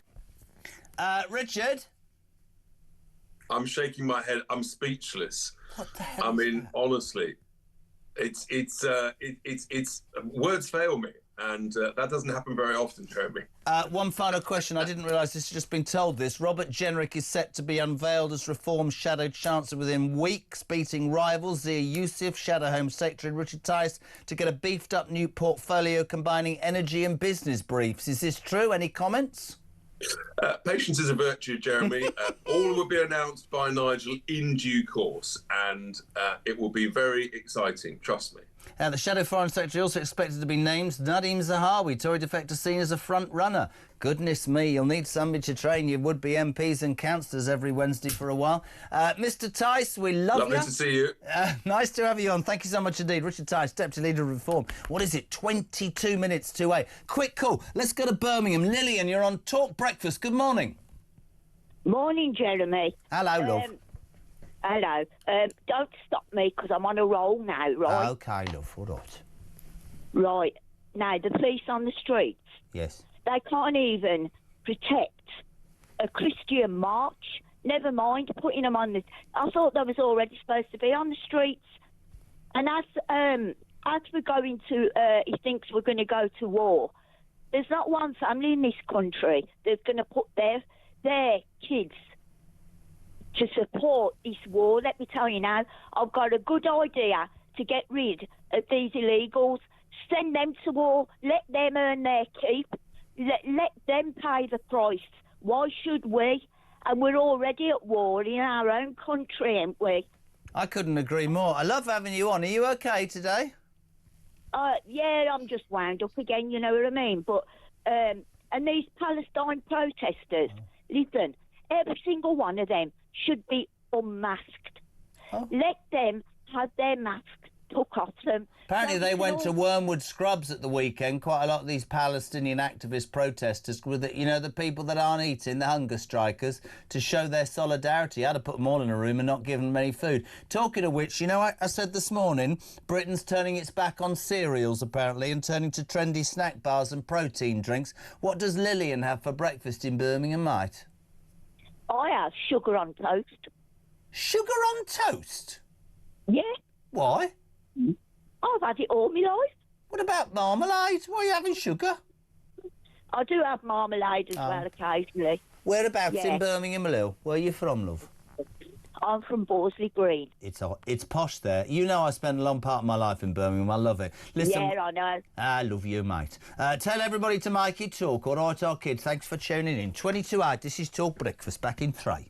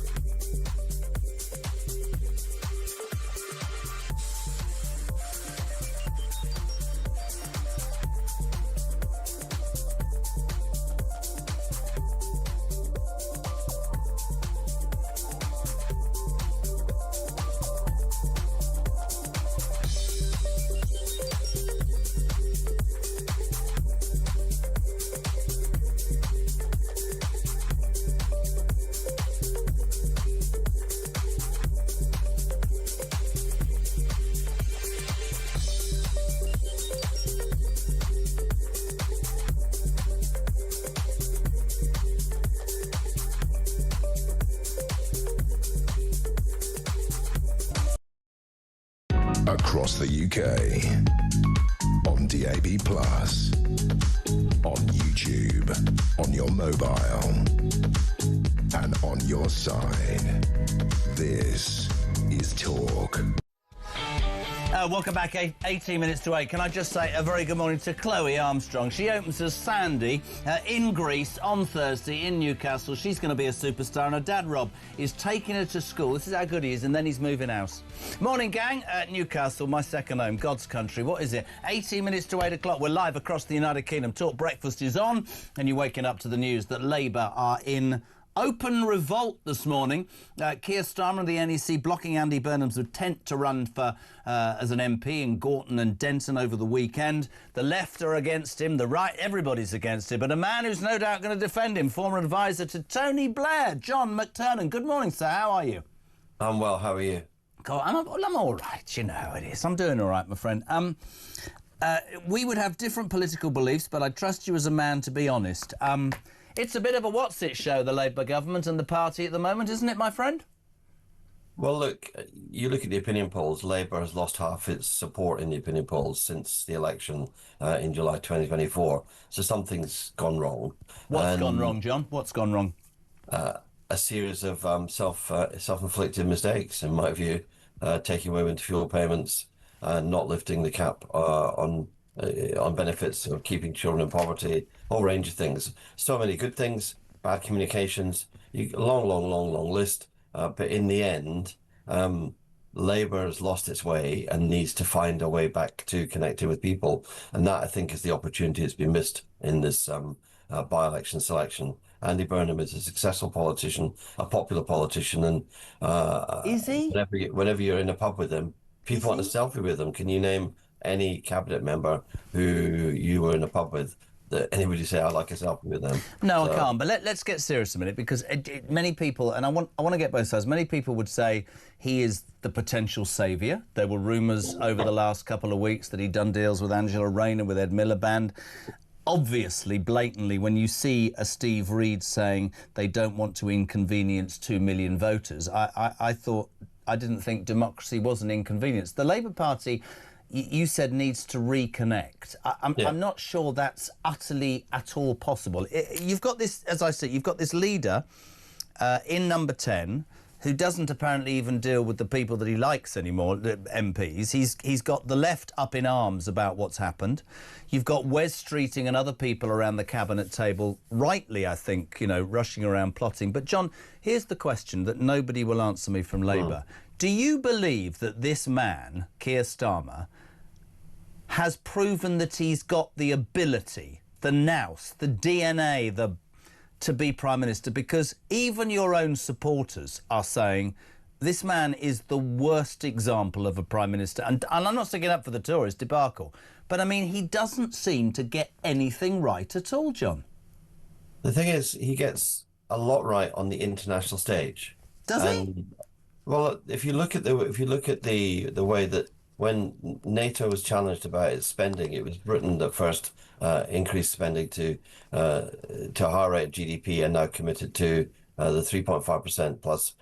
There's a way in which when you see here on the international stage in Europe defending Ukraine, I think without the UK at the heart of European organised defence, President Zelensky would be in a much more difficult situation. John, I don't want to argue with you, but do you think your average alarm clock Brit, with the greatest of respect, and you can argue that Keir Starmer and his coalition of the willing have stood up for Ukraine, right? You could also argue, which you won't like, that the only reason NATO put their hands in their bloody pockets is because Trump said, I'm fed up doing it, and you lot need to come to the party. But let's talk about here. Let's talk about here. Let's talk about Crowborough. Let's talk about a Prime Minister who said to the people of Epping, John, right, when the courts, the local council in Epping and said no migrants in the hotels, and our own Prime Minister said no, the rights of migrants are more important than the local population. The people of this country don't trust him. They don't believe he likes being British or supports British people. You talk internationally. Tell me something domestically that's been a success under Keir Starmer. The cap on bus fares, which actually most people in Britain use buses as their form of public transport. They don't use trains, they don't use trams, they use buses. There have been changes like that. There's been the raise of the minimum wage, which is 2/3 of median earnings now. There's been railway nationalisation. There are new rights for renters. There are so many renters in the UK who have new rights. There are all kinds of progressive things that have been done. Progressive? You call him progressive? Yeah. See, we're mates, and I don't want to offend you. I think he's the least progressive person. Even you, who I know, doesn't even sound like you believe what you're saying this morning. You've said a cap on bus fares. He has lied to pensioners, farmers, waspy women. He's increased taxation. His chancellor is fiscally completely incompetent. You talk about internationally. I think he's laughed at on the international stage, away from Macron and the Coke, whatever it is, of the willing. I'm just asking you, Coalition. The DNA of this man, to me, is not that of a man that is any good at doing this job. I think he's out of his depth, John. So I think it's a very strong government with a very strong cabinet doing the right things, finding a difficulty communicating to the public, and finding, look, to be honest, if the first thing you do as a government is take away winter fuel payments from pensioners, it's very hard for you not to lose trust. Is that after you've given the doctors 28% when we're 22 billion in debt? Yeah. Well, the doctors were given a fair pay deal. No, it's so fair that they came back again. Do you believe, John, it's fair to call this Labour government, as you just did, a strong government when you are, by all accounts, and fair play for you coming on, you are going to be wiped off the face of this earth in May and in 3 years? I mean, there are many saying, like the Tories, that Labour will fail to get back into power for decades because of the botched job you guys have made. So look, it's absolutely clear that there's an attraction in British politics at the moment to insurgent parties. On the left, the Greens; on the right, Reform UK. Those parties are attractive for voters, and they offer the same. I mean, they offer a lot of the same policies in that they are saying, both Green voters and Reform voters are saying that they think the economy is not run in the interests of ordinary working people. And I think that is a fair point for voters to say. The mainstream parties have to respond to that. Labour has to... I thought you were the party of the working people, you see. No, the great thing about democracy is that working people decide who their party is. Yeah, that's true. And the responsibility of politicians is to listen and say, okay, if that's what you think, we can't keep on telling you you're wrong. We have to listen to what you want. John, I would love, if you can, will you come on next week for a bit longer? Because you know what time's like. But I will say this: I don't agree with an awful lot. You don't agree with that, but you come on, and that's important to me, and it's important that we get your side. Thank you, John McTernan, former advisor to Tony Blair. Samara Gill, our roving reporter, down to Crowborough at the weekend to that military camp where thousands have protested for the 12th weekend on the bounce. That next on Talk Breakfast.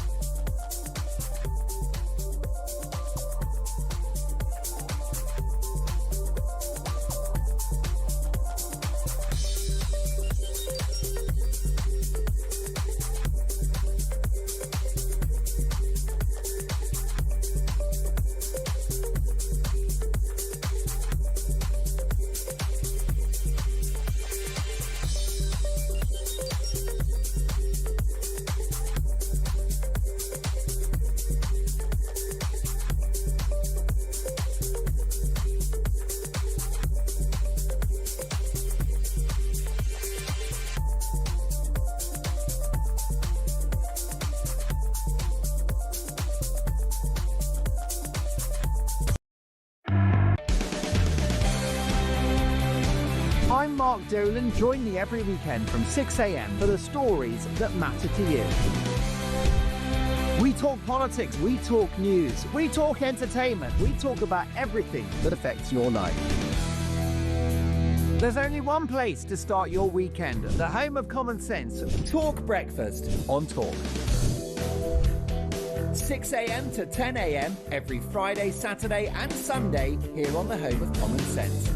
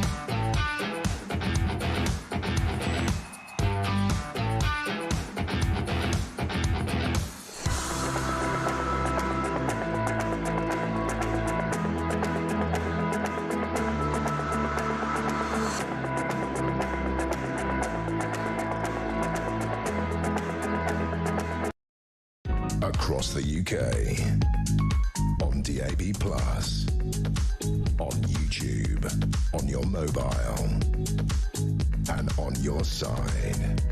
This is Talk. Welcome back, 7 minutes to 8. Well, John Materna went down like a cup of...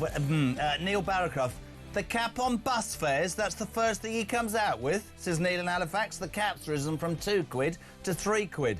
Tim, I'm sorry, John is talking complete rubbish. Labour are unrecoverable. The Labour Parliament Party are useless. They are prehistoric. Good of McTurnan to come on, though. We'll get more from him next week. It's important people have their say. On Talk Breakfast, Crowbury, you'll know the story.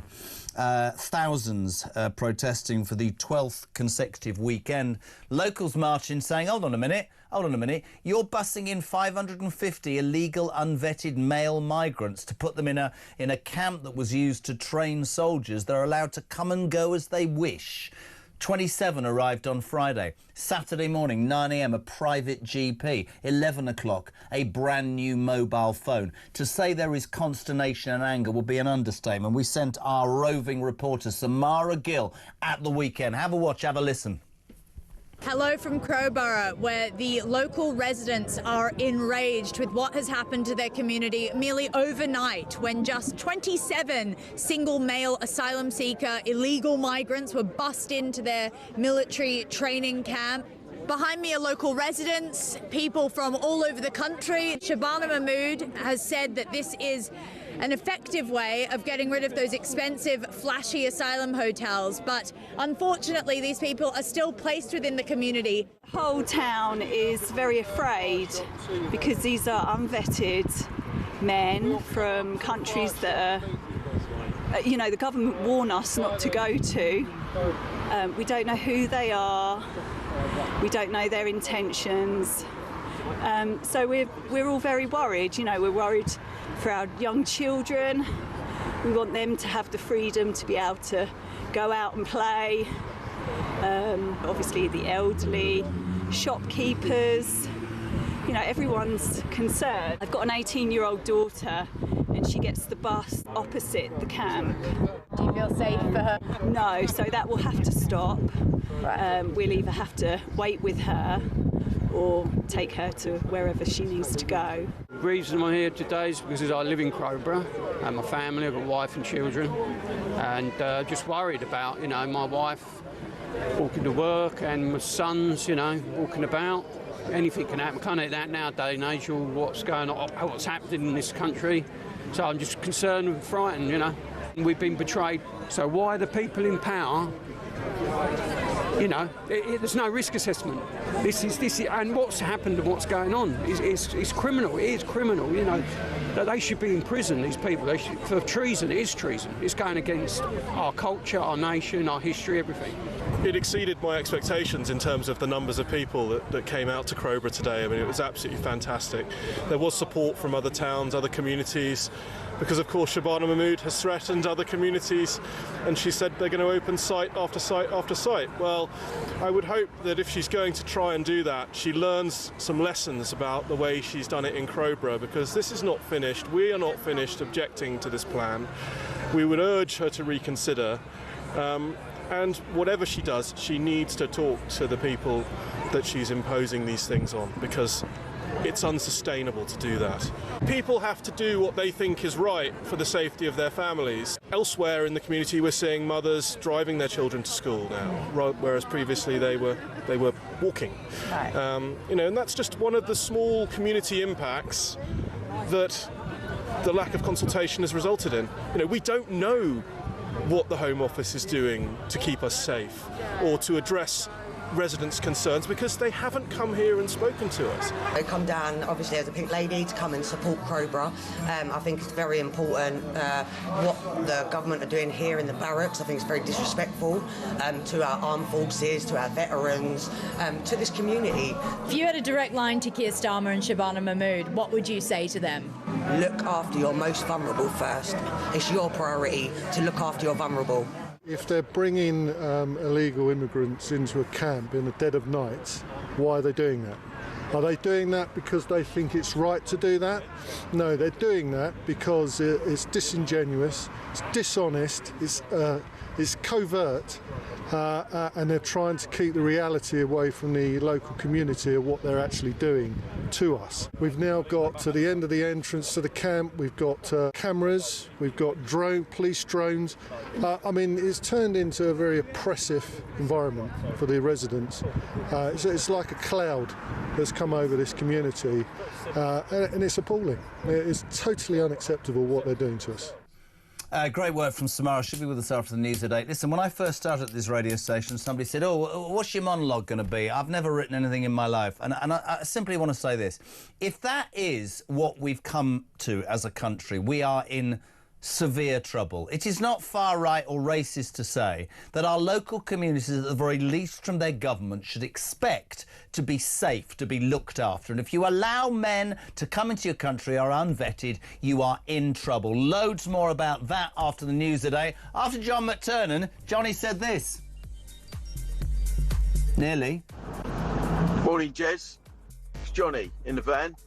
Just listening to this John McTernan guy defending Labour, and you asked him what's the good things he's done for the UK, and he comes out with, oh, he's capped bus fares because most people use buses in the UK. I'm not sure that's entirely true. I would imagine most people probably drive a car, and they've been taxed to the hill. Then he mentions, oh, well, we've put up minimum wage. Well, no, he's forced businesses to pay more on the minimum wage, which means that we're not employing people anymore because we can't afford it.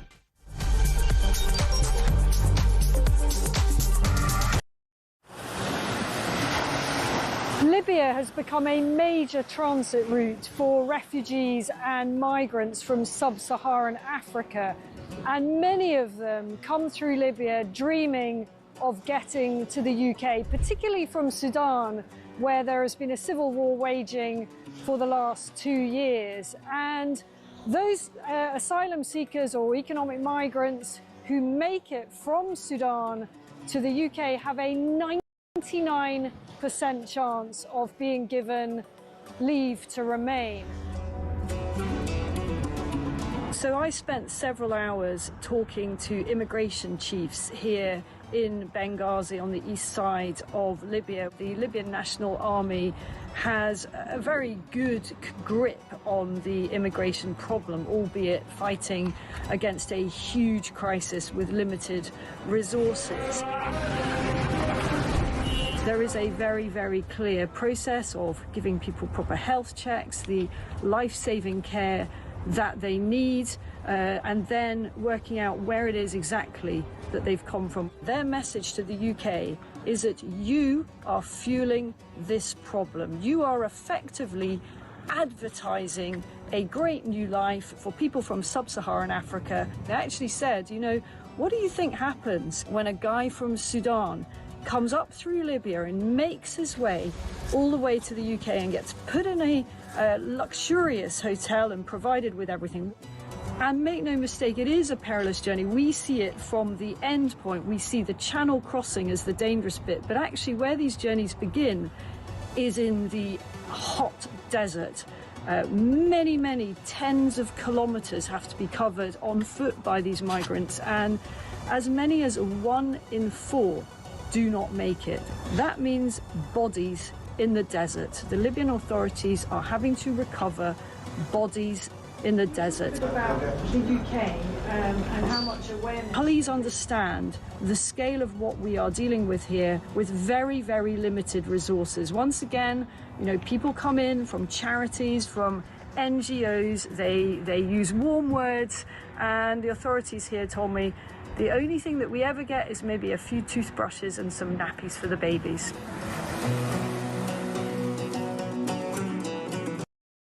Across the UK, on DAB+, on YouTube, on your mobile, and on your side.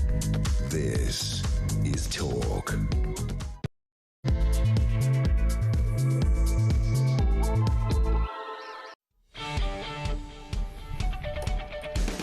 Welcome back. Just gone 8 o'clock. We're live across the United Kingdom. This is Talk Breakfast. It's the home of the alarm clock, Britain. It's the home of common sense. So much that you're waking up to today. I don't know where you are or what you're doing. It's dank, it's cold, it's miserable. And don't worry, when you go to work today, you're paying tax for the feckless to sit on their backsides and the migrants to get a new mobile phone. But don't worry, it'll be fine. Loads to talk to you about. Our Labour MPs in open revolt this morning. Keir Starmer and the NEC blocking Andy Burnham's ability to stand in that Manchester, Gorton and Denton seat yesterday. I think it's just fascinating to watch all the different parts of Labour running around. Starmer's cornered. Burnham's now a martyr. Wes Streeting's having a good morning. Steve Reid's excuse, I love this, as the Community Secretary for not having the election. Have you got that clip? Because this is brilliant. He's basically saying democracy's a bit of an inconvenience, really. Have a watch. Voters don't like elections that come mid-term. People voted in Greater Manchester overwhelmingly for Andy Burnham to be their mayor 2 years ago for a 4-year term. He's only halfway through. Under the Labour Party rules, any mayor that wants to seek selection for a parliamentary by-election has to get permission first. On this occasion, the NEC has decided against it because it would inconvenience 2 million people who only voted for their mayor 2 years ago. Stop lying, Steve Reid. You'd have lost the mayoral vote to reform. You absolutely know that. You're also waking up to the news that the Home Secretary, Shabana Mahmood, was today going to announce the most sweeping overhaul of policing in nearly 200 years by, are you ready for it, putting more policemen and women on the streets. Oh, I'm sorry, I thought that was the way that you dealt with people who are committing crime, by getting intel. She's also going to allegedly scrap non-crime hates, or whatever they're called. Christian, you're an idiot. Oh, my God, he's off for 6 months. He's stressed. That'll be fine from now on. We don't believe it. Plus, of course, the big story is what we covered before the news. Our very own Samara Gill, the roving reporter, is here. That Crowborough stuff was fascinating. So much in the press about it over the weekend. 12th consecutive weekend. How angry are the people of Crowborough? They're absolutely infuriated. And, you know, it was really interesting to be down there yesterday because it felt like almost they had been pushed to the limit. This town, this community, I mean, they're very peaceful people. They live a very quiet life up in East Sussex. And it doesn't seem like this is their natural intuition to go out there and protest. But they were out there. They were trying to stick up for mostly the women and children of that town. There's also a lot of elderly people that live there. And Shabana Mahmood and the Labour government seem to have absolutely pushed them to their limit, JK. And it was quite sad, but it was also heartening to see so many people from also around the country coming to Crowborough and supporting the local community there. It's interesting when you look at, if you strip it back and people will go, all you lot ever do is go on about, you know, illegal migration. Crowborough is a sweet, calm little village. They've had this training camp for decades. What happened on Friday, for people who are tuning in, is the first 27 arrived in the dark of night. And when I say this to people, they go, what? By 9 a.m. they saw a private GP. OK, just bear that in mind. There's 7 million people waiting to see a doctor who have paid their taxes. This is just fact. By 11 o'clock, they're given a free mobile phone because if they go missing for more than 5 days because they're allowed to come and go willy-nilly, they go, oh, we'll try and ring them, and if we can't get hold of them, we'll just tick them off. We don't know who these people are. We don't know where they are going to or coming from, and we don't know their motivation. And basically what you've got, and this is not over the top, and it happened in Epping, is the government saying, actually, we favour the rights of migrants over law-abiding, tax-paying citizens who have been here all their lives. That is a recipe for anarchy. Absolutely. And I'm not condoning anything. Peaceful, yes, please. But people are going to go, why am I living my life correctly? This is a joke, man. No, you're completely right. And I think it's quite interesting because Shabana Mahmood will tell the public, no, this is us cutting flashy, expensive hotels. This is us putting, you know, asylum seekers, illegal migrants, as we should call them, in barracks. They're not fancy and this will deter them. No, first of all, it's not going to deter them. That's for sure. They still get all those benefits, as you spoke about. They're still getting NHS, free this, free that. But you can see that the issue is still very much there, and you can see how Labour doesn't understand that it's actually about embedding these men within the local community. Yeah. It's only 20,000 people in that community of Crowborough, and there might be up to 500 illegal migrants placed in there. And Isabel Oakeshott, who you'll have on in a second, has done really great work exposing how in Wethersfield it's been an absolute nightmare because these illegal migrants still go into the community. I mean, they're bussed in there in Wethersfield. They go there, they create havoc. We don't know who they are, what their intentions are, but we do know that they've already broken the law by breaking into this country. So as you can see, there's a very, very horrible situation that's almost like a powder keg that might just explode if something was to happen in Crowborough. And unfortunately, I believe it's inevitable just looking at the statistics and what's been happening. I don't wish it on the community, nobody but who wishes, knows? Nobody wishes that, but you're talking about, to me, there's this word that keeps coming back, Sam, right, which is fairness. And I keep saying this. You are saying to people, alarm clock Brits, who get up and go to work, who don't break the law, who pay their taxes, who respect their fellow citizens and live within their community, that you are going to be treated worse than potentially a male criminal with no papers who's going to have his arse wiped. Now, that is a recipe for disaster. About detention centres, personal opinion, yes, out at the hotels. There have to be detention centres, OK? Think of Nightingale hospitals. I don't know, no disrespect to the Orkney Islands. There have to be places that are away from community centres, not places that are nice. Maybe there is barbed wire around them. Maybe the beds aren't that comfortable. You're not getting a mobile phone. You're not getting your backside wiped, because the message I'd want to send to you, to send to your friends back home, is we're not a soft touch. We're not going to treat you better than we treat our own population. And people say to me, they go, it's outrageous, that. And I go, no, it's not. It's unfair to British people. Well, it's not outrageous because we did it in Australia through Operation Sovereign Borders, exactly what you just outlined there, and it stopped the boats within a week. Now, granted, we have had slightly different boats, slightly different issues, but once you give a no-frills attached offering to these sort of opportunistic people who will cross the channel, then they just stop coming, because that's what they are, economic migrants. Let's not call them anything else. And I think it's really horrible, because the town's having to spend over £5.5 million a year extra on policing now for that barracks. So it's not exactly a cheaper option, is it? I mean, it genuinely, none of this makes sense. And Shabana Mahmood needs to get her act together, because the community isn't having it. And their actual prayers to not have this haven't been listened to. And she's threatening everyone across the country with this rollout of putting illegal migrants in barracks. It's quite horrific when you actually think about the scale of what she's trying to do. Great work, mate. Thank you. Such a roving reporter in her white dress this morning. Thank you so much indeed. More from Samara coming up. Can I just say, John McTernan, the ex-Labour advisor to Tony Blair, he's gone down like a cup of cold sick. Clayton in Dartford said, your mate John, he forgot to mention free breakfast clubs. Very off message. This is a man who came on and said, we've done great things.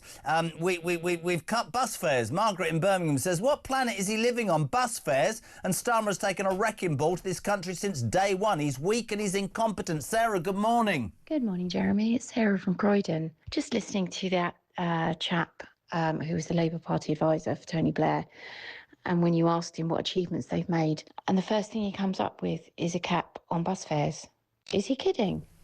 I think it probably is. 8:10. We're delighted to be joined now by Talk's international editor, the First Lady of Talk. A very good morning. Isabel Oakeshott, how are you? I cannot possibly claim that crown. That crown belongs to Empress Julia Hartley Brewer, and I wouldn't dare try to usurp it. The only thing that you wanted to claim, and I brought it up with him an hour ago, it's on tape, I'll send it to you, because Pete had a go at him and several people on text, betrothed and engaged to Richard Tice on Boxing Day, still no ring. And yet, my darling, I don't want to upset you, Katie Price meets somebody and 6 days later she's married. So, I mean, you know, Katie Price married, Isabel Oakeshott can't even get an engagement ring. I think Richard Tice is a disgrace, and we are on your side, Isabel. Oh, dear. Well, I did note that Katie Price has been engaged 9 times, and I'm clearly not going for that record. But look, on important and serious matters. Thank you to Samara for mentioning me there. But, I mean, this is great work that she's also doing for Talk. Just bringing to life what is going on in Crowborough, which is so sort of emblematic of the wider problem across the UK with the outrage and fear and rightful indignation of small communities and even larger communities that are profoundly affected by the idea of very significant numbers of undocumented males being allowed to roam around their communities. This is so wrong, and I feel the frustration of voters, ordinary communities. These are people that are not necessarily at all political. You know, they're not motivated by whether they vote Labour, they vote Reform, they vote Conservative. They just see a genuine and perfectly rationally based threat to their way of life and the safety of their children, of women in particular. But they also see a deep injustice and, frankly, outrageous insults to taxpayers and those who get up and work hard in these people who break the law to come into our country and then just get given everything, and in most cases don't even show respect, never mind gratitude, to the British people for their hospitality. I must say, some of the words you've used there are so perfect, and I've written them down for a reason, because I keep having in my head the unfairness, and I keep thinking about that silent majority who, as you said, have never really been politically motivated, but the sense of, as you put, injustice, the sense of unfairness, the sense of, hold on a minute, this is irrational crap, to be honest, the safety of our children. This is not. I just think that, you know, I remember after Southport, those riots, and it was Istama jumped up and it was all far right. You look at the work that Samara's doing, the work that you did with the undercover migrants, and you listen to these people, right? These are hard-working indigenous people who pay their taxes and want to bring their families up in a safe environment. They're not overtly political. They're basically saying, you're destroying or not even thinking about my life, my family, my community. And this Crowborough story maybe becomes the altar on which, I don't know, but it is going to happen across this country, and this is not going to get any better. And listen, you've done this for years, far longer than me. I would love somebody to be able to sit me down and say, there is method in their madness, because they are so tone deaf to what the average person in this country thinks. So tone deaf. And that you fear for what... you have to be careful doing this, you know this. I fear what's next. What is going to happen, in your mind? I just think people are ready to explode. We British people are very law-abiding instinctively. We're not like the French. We don't blockade things. We don't go on the rampage. We're not like protesters in less democratic regimes where they're forced to do extreme things. We want to do things properly. with good manners, politely. That's who we are. Yeah. But if all of that falls on deaf ears, where is there left to go? I just want to be really, really clear with anyone who's still in any doubt about the type of people coming our way. And I will first say that there is a very small minority of those who are coming our way who we genuinely might wish to give refuge to. But let me be crystal clear, having done this profound investigation into who is in those migrant camps, these are not people who can speak any English at all on average. They can't even really go beyond telling you the name of the country they've come from. They are not educated. They are not skilled. They have zero resources. Why does that matter? How can they possibly be a net asset to those communities in which they are plonked? They can't be. And many of them have got debts to pay to the criminal masterminds that brought them here in the first place. This is insanity. It is. It is complete insanity. Listen to this. I've got a lead for you and Samara. Rachel, Jez, I sympathise with the people of Crowborough.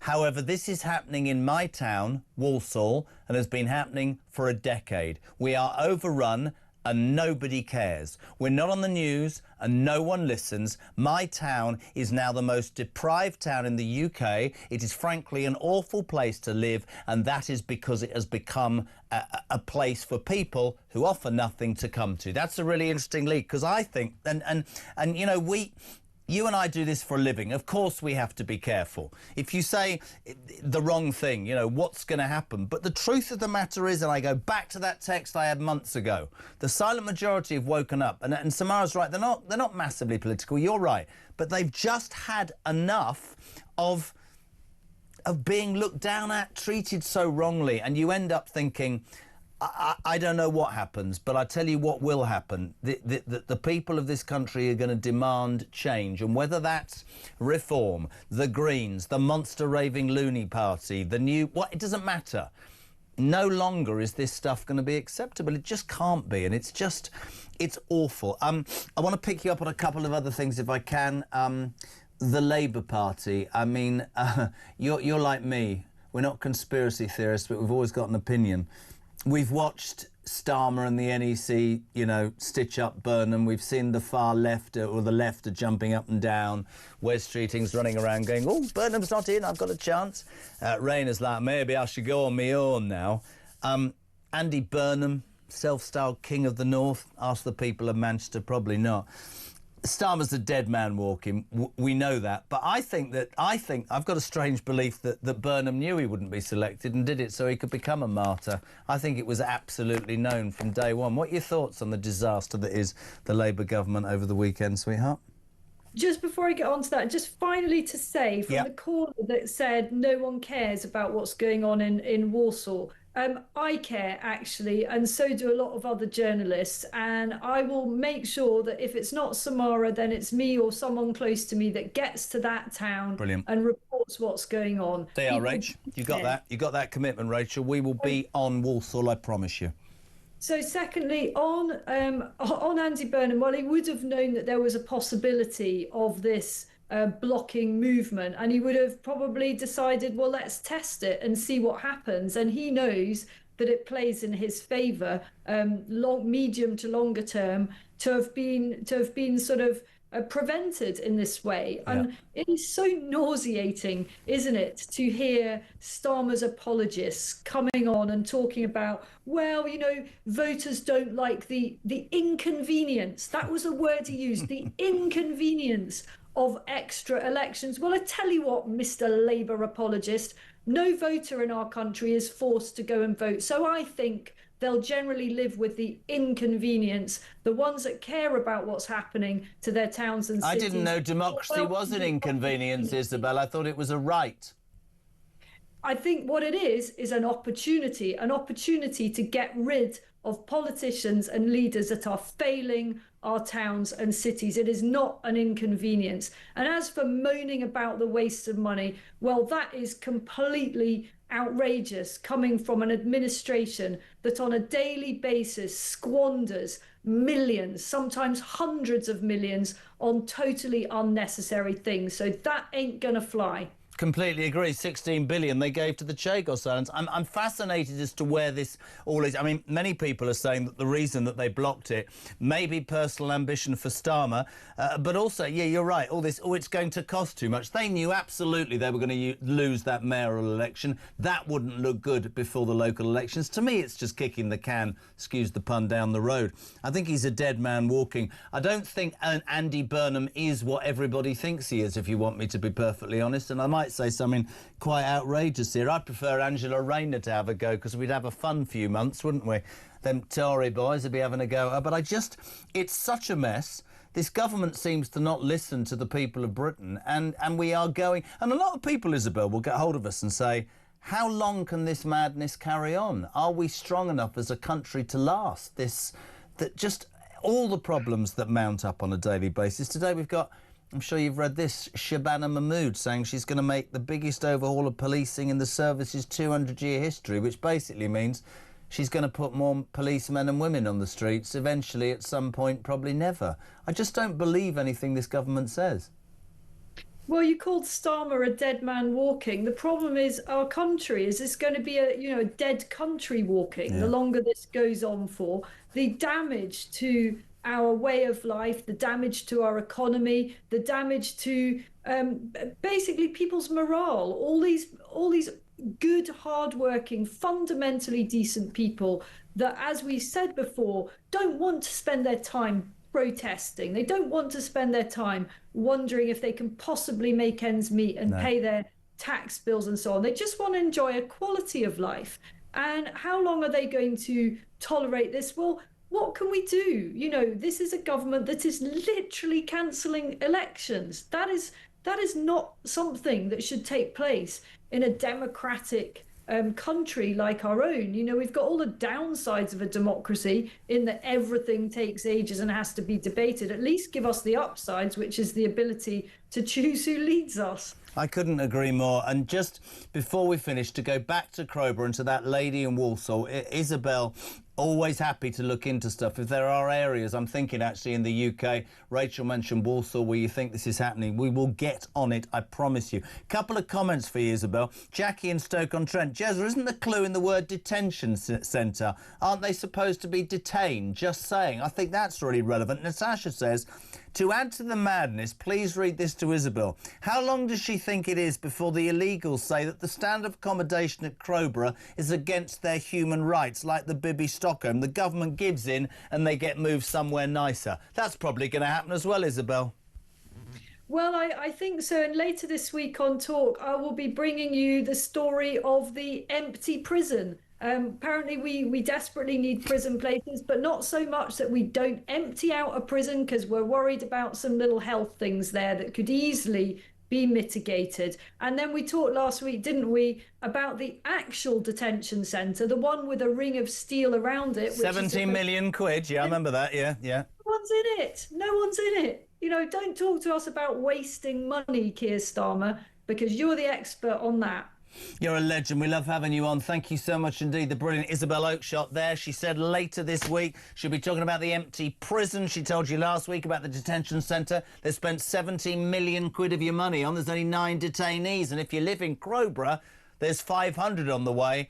And by the way, if I was just thinking this morning, do you imagine, like, if you rang up this morning at 8 o'clock and you went, can I see a doctor, and you're 128th in the queue and you get an appointment 3 months on Thursday, just come in on a boat, because they all saw a private GP at 9 a.m. the day after they arrived and then got a mobile phone. Morning, Carl. Well, what can I say? Where's the MP for Cobra? Obviously, it's not a Reform MP. I said be there on the lines with them. I dare say, with a guess, and I really don't know, is it a Liberal MP in that sort of area with them sort of people? Why ain't the Liberal MP on the old lines with them, moaning? In a bit of a state, ain't they? Bye, Jezza. Carl, just to let you know, Nasrat Ghani is the Conservative MP for Sussex Weald, which is where Crowborough is situated. Nasrat Ghani has actually called on Wealdon District Council to consider legal action following the arrival of asylum seekers at the army training camp. Nasrat, just some advice. Why don't you get yourself down there at the weekend and speak to the people that voted for you? That might work, because these people are angry. Yes, you've called the council to consider legal action. Very impressive. Didn't work for Epping Council, did it? Because they went to court and won, and then the government said, I'm sorry, we're going to have to challenge that because the rights of immigrants are more important than of the indigenous population. But Carlin Crowborough has every right. Nasrat Ghani, the Conservative MP. Get down to Crowborough and meet your constituency. 8:25. It's my daughter's birthday today. 2. Little Rissy Roo. We had a lovely party at the weekend. She's in the car. Happy birthday, sweetheart. Dad. Never mind. 8:26.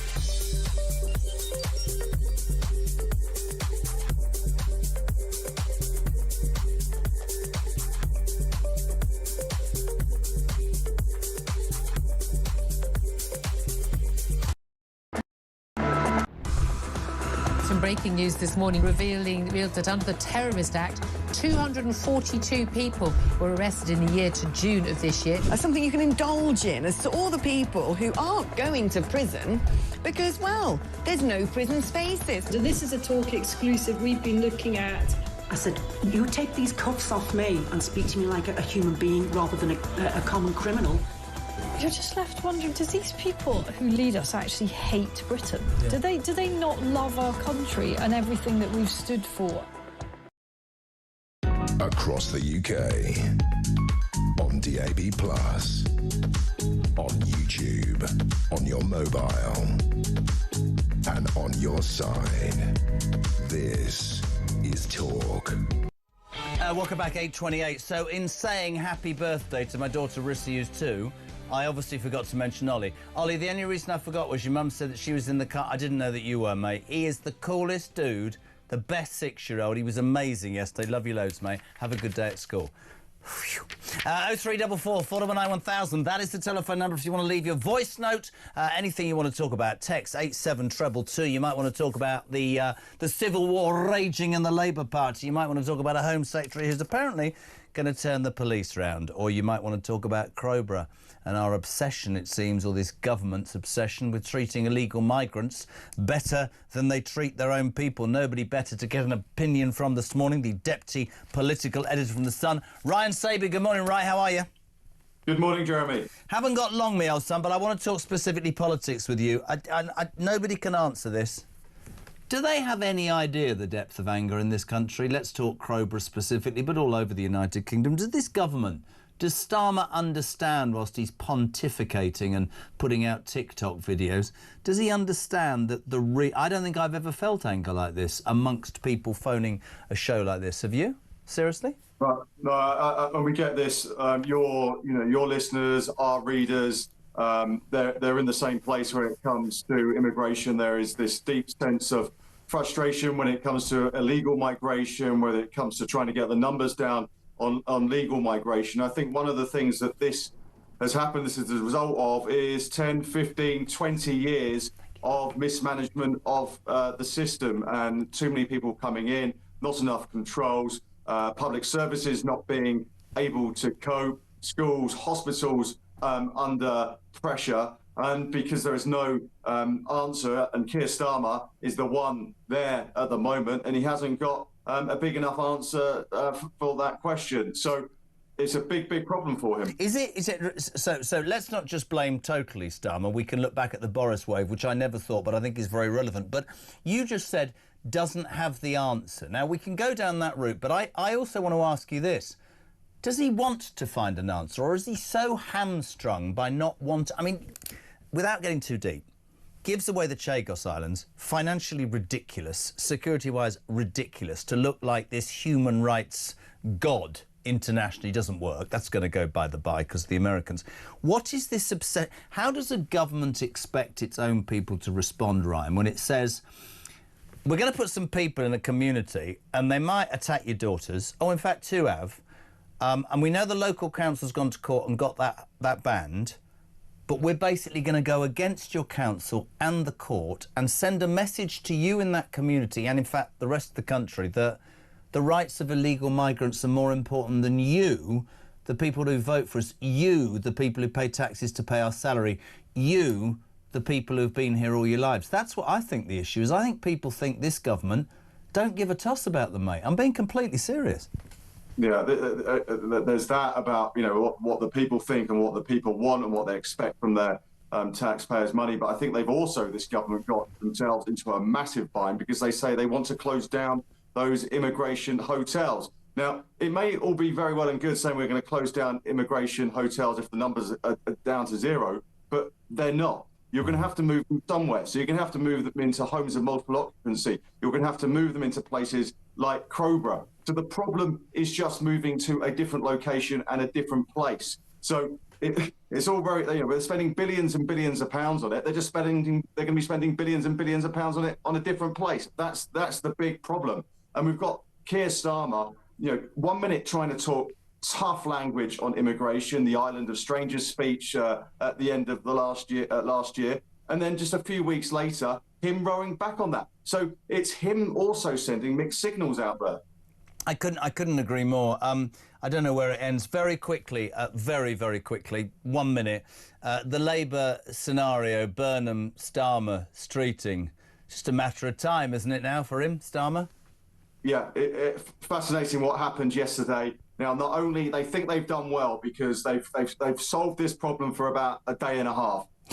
They haven't, because there is going to be a by-election probably at the end of February, beginning of March.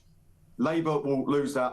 It'll be pretty hard for them not to lose it to Reform because they haven't got that figurehead from the local area, Andy Burnham, who's standing. That's going to be a massive, massive problem end of February, beginning of March. You've also got the big problem of the May local elections as well, where Labour are going to get absolutely hammered all over the country. It's going to be bad for them in Scotland. It's going to be bad for them in Wales. They are just storing up the problems for another day. And the person who's probably rubbing their hands this morning, someone like Wes Streeting, someone like Shabana Mahmood, Angela Rayner, they'll come to the fore a little bit. One of their big adversaries, the person who's probably going to win if he came back to Parliament, was Andy Burnham. He's not coming back. Is he? I don't want to get into too big a debate. Self-styled King of the North, I don't even think he's that good. It's 101 days to the local elections and the countdown is on. You're great, mate. We so appreciate it. I know it's great. Just very quickly, Rod Liddell's amazing article, a pile of, brilliant. Burnham Balderdash, Prime Minister. Great article, page 10 of The Sun today. Ryan, thank you very much indeed. 25 to 9, live across the UK. Andy on Crowborough, good morning. Morning, Jezza. It's Andy from Birmingham. I know you've been going on. We've had a 2-hour drive down to Windsor this morning, out at the crack of dawn, as they say. But what I do with these lot is, like we said before, a Camp Bastions type camp on Salisbury Plain.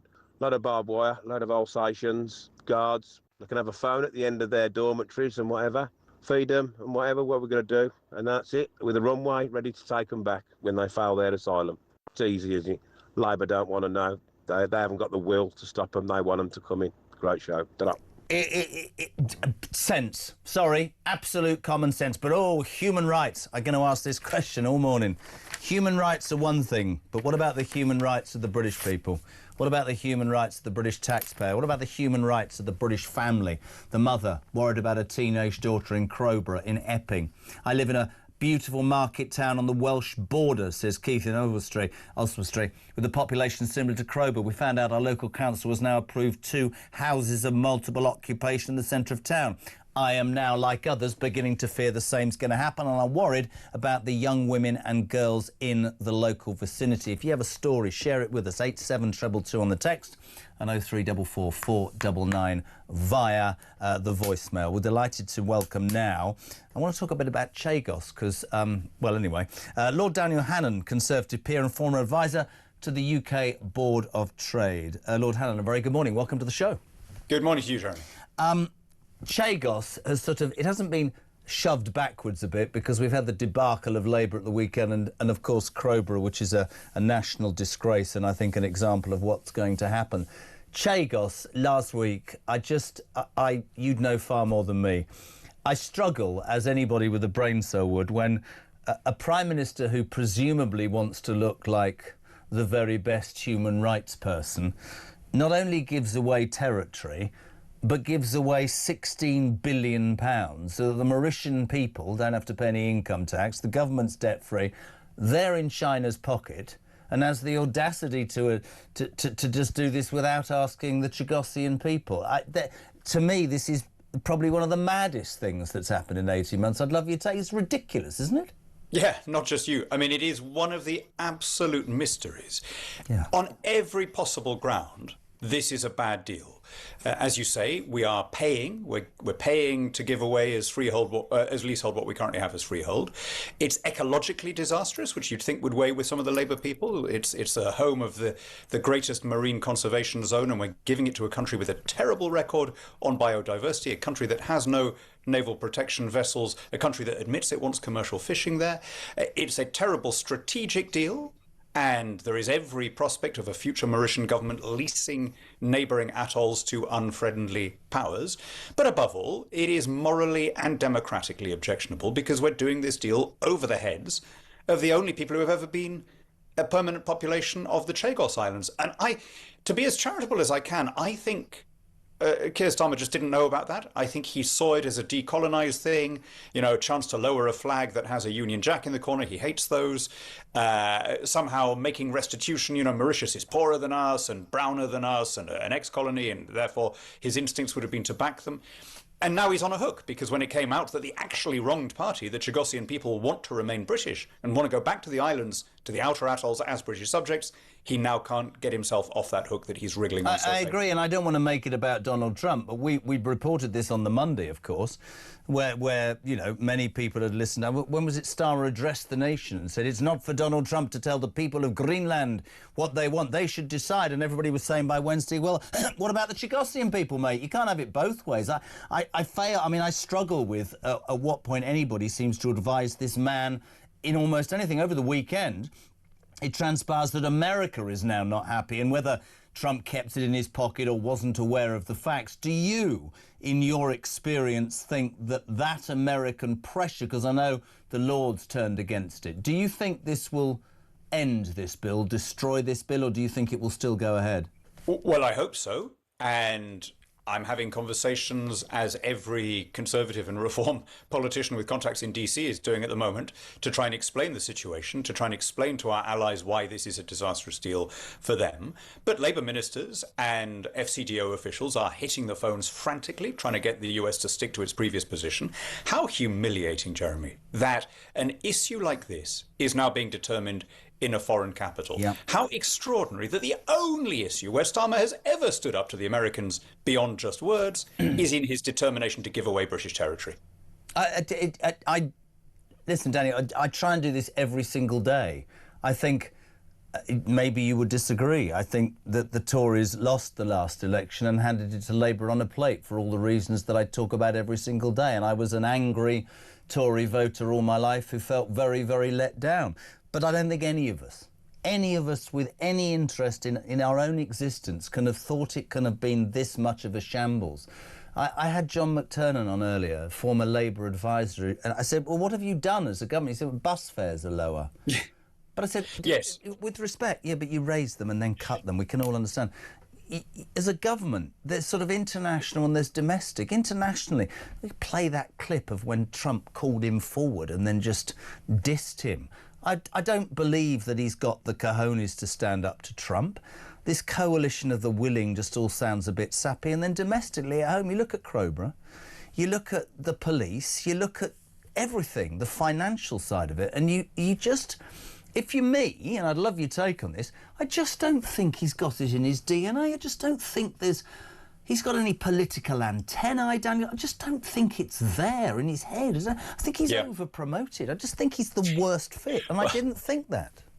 I mean, of course, that's true. I think after 14 years in opposition with, as you say, an understandably unpopular government, it was too easy for them. Yeah. And I think he and a lot of his ministers, they'd never experienced unpopularity. They thought that government was going to be easy, that just that having the nice people in instead of the evil, nasty Tories would intrinsically make things better. They're not prepared to do trade-offs. They're not prepared to suffer any short-term unpopularity for the sake of long-term prosperity. But even so, on this particular issue of the Chagos, I detect that this is a personal obsession of Starmer and his Attorney General, Richard Hermer, and his old friend Philippe Sands, who co-founded Matrix Chambers and has been working for the Mauritian government and being paid by the Mauritian government to do this.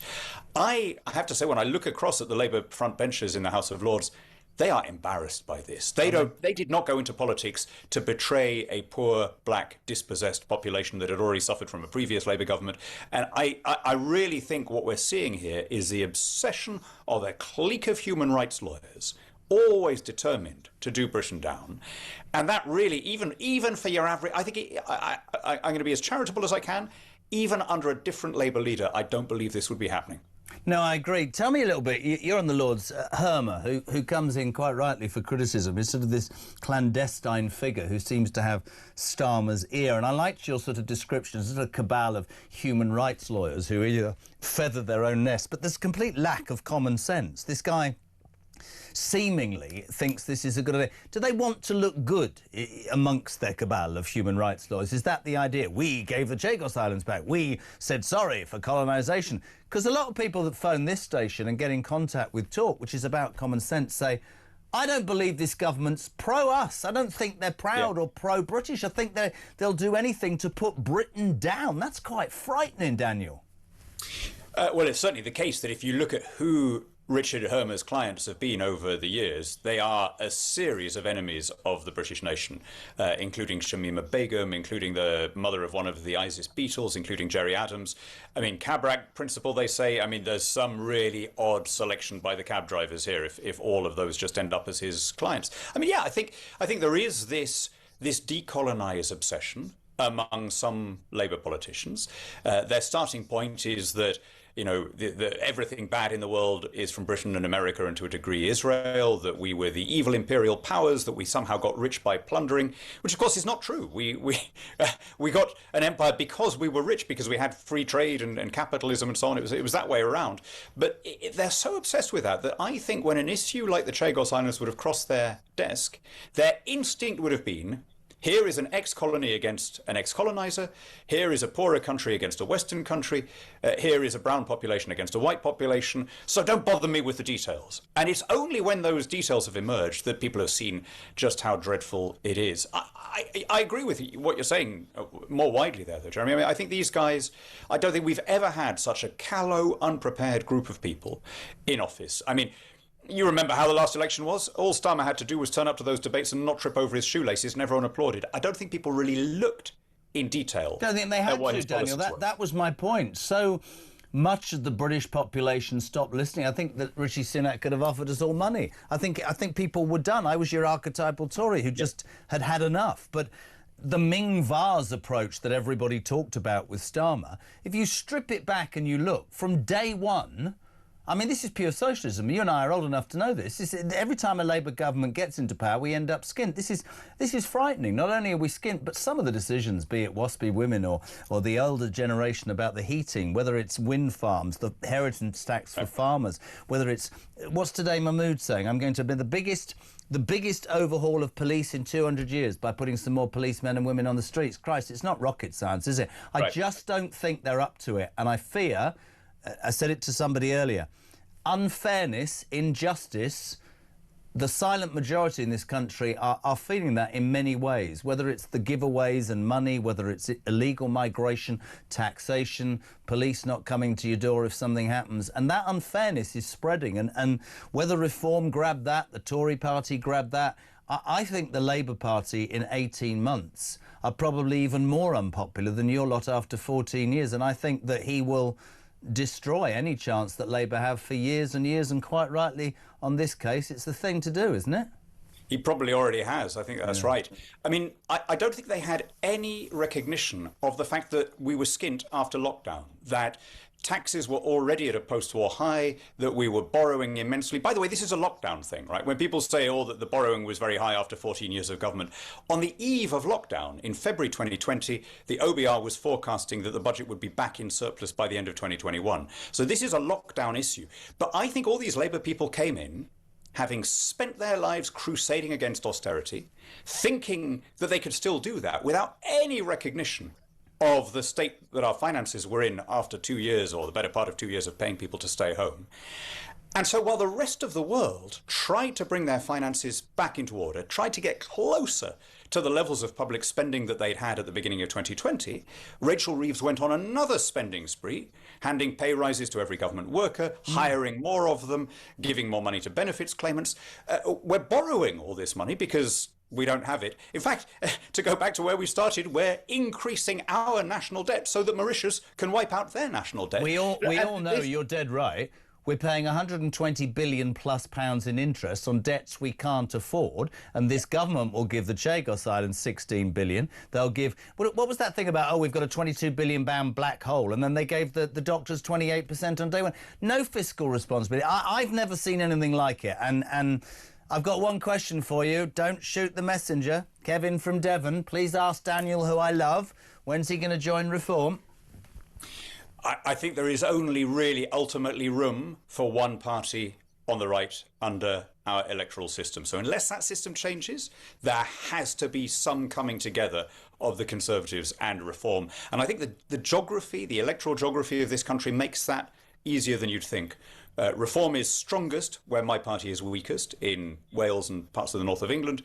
We are strongest where they were coming forth at the last election, in the southern counties. So I hope that we will be grown up enough in both parties to say, in seats that we do not have a chance of winning, we will give the other a clear run. This is very interesting. I'm very interested to get this from you, because over the weekend, I think there was a poll. It said there are 81 seats, Daniel, across the United Kingdom. I think it was in the Sunday Times. And that if not joining as a party, but if the ones where Reform Tories don't stand and vice versa. What you've got, though, and I'd love your take on this, is you've got two leaders who say absolutely not. Farage will tell you, till you blue in the face, the Tories lied to me, I stood aside, I don't trust them, I can win this on my own. Kemi says, you lot can do it, I'm traditional Tory values. You're saying there has to be a meeting of the minds at some point, right? Yeah, I mean, they're bound to say that at this stage, because anything can happen. Don't take a decision till you need to. But I think people would be very unforgiving if we ended up with some continued left-wing government because people were too proud or too narcissistic to do a deal along these lines. And like I say, it works for everybody, right? I mean, if I were a Reform supporter, if I were Nigel, I'd be thinking, first of all, finding 650 good candidates is harder than anyone realises. Second, as he repeatedly says, you need a lot of people with experience in government to do the kind of big things he wants to do, replumbing the whole system, civil service reform, judiciary reform. And third, which I think is the biggest one, if you're going to take on a task of that magnitude, completely redesigning the British state, getting on top of the quangocracy, all of that, you don't want to find yourself like Starmer, where you have a majority but no mandate, where you have a majority in the House of Commons, even if you get but on a low share of the vote. But presumably that is by a series of botched... I mean, I would say that he had the perfect opportunity with that responsibility, that majority from day one, but he's... We all know what MPs are like. They start looking at their inbox, they start looking at their, how their seat might pan out, and they start changing the way they think. I'm interested in you personally, my friend. You were an MEP, you used to be close, but you used to be really quite vocal. You and Nigel had your moments. Have you changed your opinion of the man? I think he's an amazingly effective, charismatic, energetic campaigner. I think it's a real pity that his energies are, not on the same bench as my party's energies. I think together we've got more than 50% of the vote in most polls. Yeah, sure, we'd lose a bit of that. There'd be some Reform people who'd say, I'd never work with them. There'd be some Tories who say, oh, he's a megalomaniac. But if we kept a big chunk of our existing supporters, I think we would have not just a government, but a mandate for the kinds of reforms we need in this country to restore order and sanity to our public spending, to restore our sovereignty, to build up our defence, to control our borders, and above all, to restore a sense of order and purpose and meaning to the act of casting a vote. Do you think Nigel Farage will be the next Prime Minister of this country, Daniel? Well, I think the only way of doing a pact fairly would be to say whoever wins the most seats gets to be Prime Minister, or maybe you rotate it in some way, as it happens in coalitions. You get the first 2 years, we get the or whatever it is. But that's going to be way above my pay level. But I certainly think that it would be a terrible pity not to make use of the talents and the energy and the almost sleepless, sort of restless ability of that guy who, as you say, we were MEPs in the same patch for 21 years. We didn't always agree, but we always worked together. I always found him a very reasonable man to deal with. It's great to have you on. I'm sure you're a busy man. We'd love you to come more often. It was fascinating to get your insight. We really appreciate it. Lord Daniel Hannan, Conservative peer and former advisor to the UK's Board of Trade. You'll see more of him on Talk Breakfast in the coming months. 9 minutes to 9. Very quickly to London. Georgina, we got 1 minute. What's up? Well, I just want to say there's nothing in this world more dangerous, Jez, than a mother whose child is in danger. And all over the UK are mothers who are afraid of letting their children play, walk to school or the shop, or even walk to a friend's house because of the fear of them being attacked. Shabana Mahmood, despite all of her get tough talk, has not done anything to stop the problem of illegal migration. This government are globalists. They will not stop it. And moving immigrants from hotels into small villages and towns is a time bomb waiting to ignite. We don't want this government to move these immigrants around our country. We want the government to deport them from the UK. We pay the government's wages. They are wasting our taxes on people who 95% of them will be a millstone around the neck of every taxpayer in our country, and it has to stop. What they've done to our country, Jez, and our population is tantamount to treason, and we, as British citizens, have had enough. OK, listen, I don't think, some people, Georgina, I'll tell you how the world has changed. I suspect that a year ago people would have gone, really? And I suspect a year later a majority of people listening to this would go, she's spot on. Thank you. To Sharon, quickly. Morning, Jez. Just to do with the migrant hotels and Crowborough, I'm just going to tell you that Crowborough, you're going to be at it for a long time. We do, every weekend we go and protest at a migrant hotel near us, and it's been there 9 years. They've run businesses from it, all the usual stuff that, the government says doesn't happen, but it's happening. And we're there every Saturday, and I've been doing that for the last year and a half. Nothing happens, nobody comes down to see us, nobody does anything. So I'm afraid, Crowborough, you might as well get some wellies and good jackets, because you're going to be there all summer, all winter.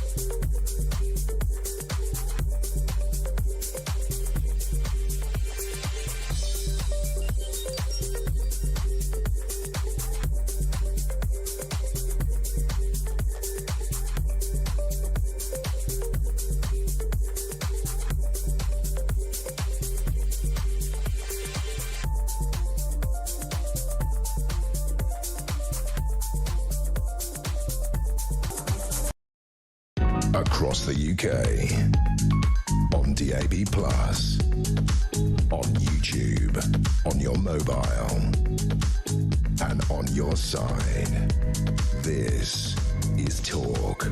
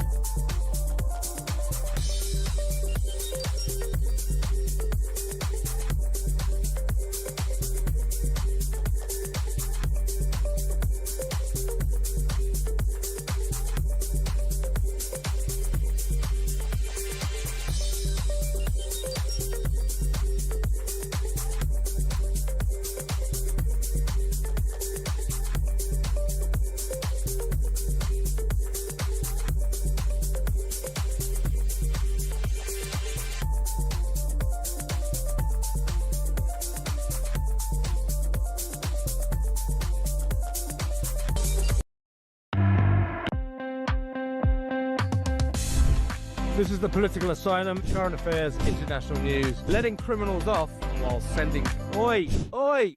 You shut up! I'm trying to record something. Stand by for 3 powerhouse hours of breaking news, challenging views. I don't give a flying damn about international law. I think people will viscerally reject this.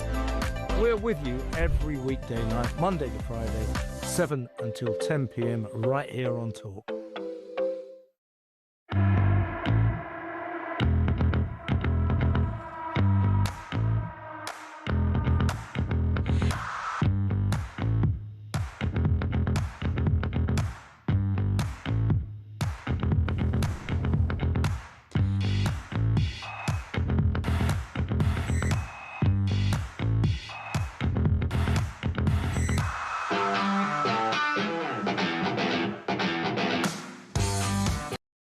Across the UK, on DAB+, on YouTube, on your mobile, and on your side. This is Talk. Welcome back, almost 9. Julia, the Queen of Westminster, here from 10 o'clock. Let's push the button, Marky. Play some sport, shall we? 90 minutes in 90 seconds. From The Sun. We say a very good morning to sports news editor of The Sun, Rob Moore. Rob, good morning. Hi, Jeremy. How you doing? I'm very happy. I'm a West Ham fan. Give it to me, big boy. Come on, how good did West Ham look against Sunderland, for Christ's sake? Yeah, very good and timely for West Ham fans as well. I mean, that gap now is only 5 points, but Forest and Leeds are looking over their shoulder now at West Ham. And I think Nuno, who faced calls for his head, didn't he, a couple of weeks ago in those defeats at Wolverhampton and Forest. Well, now they've stuck within the management, and who knows, it's going to be a really interesting escape. And You're a journalist, I'm just a fan. I've got a theory. We were talking about this in the office this morning. I actually don't want Dyche and Forest to go down, and you might fall off your chair. I think Daniel Farke's done a great job at Leeds. I think you need to look elsewhere. I think Crystal Palace, with Glasner leaving, Mateta wants to go. Your man's just left, hasn't he? I can never remember the name. Not Gay, yeah. I think they might drop like a bleeding stone, Palace. I don't think it's just between those bottom 3. And I'm not just saying that as a West Ham fan. Let's talk about Man United. Extraordinary under Carrick. Now we've got everybody saying he's the man. They've beaten Arsenal and Man City in a week.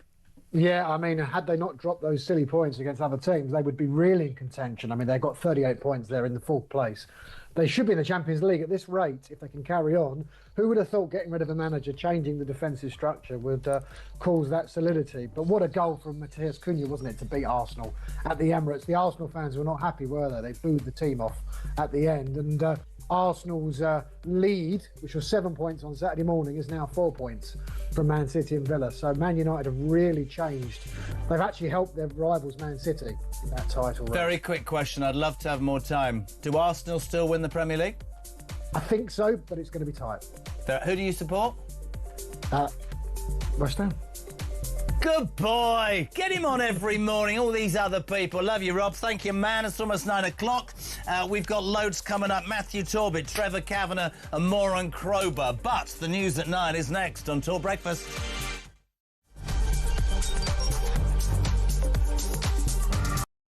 We reject! We reject!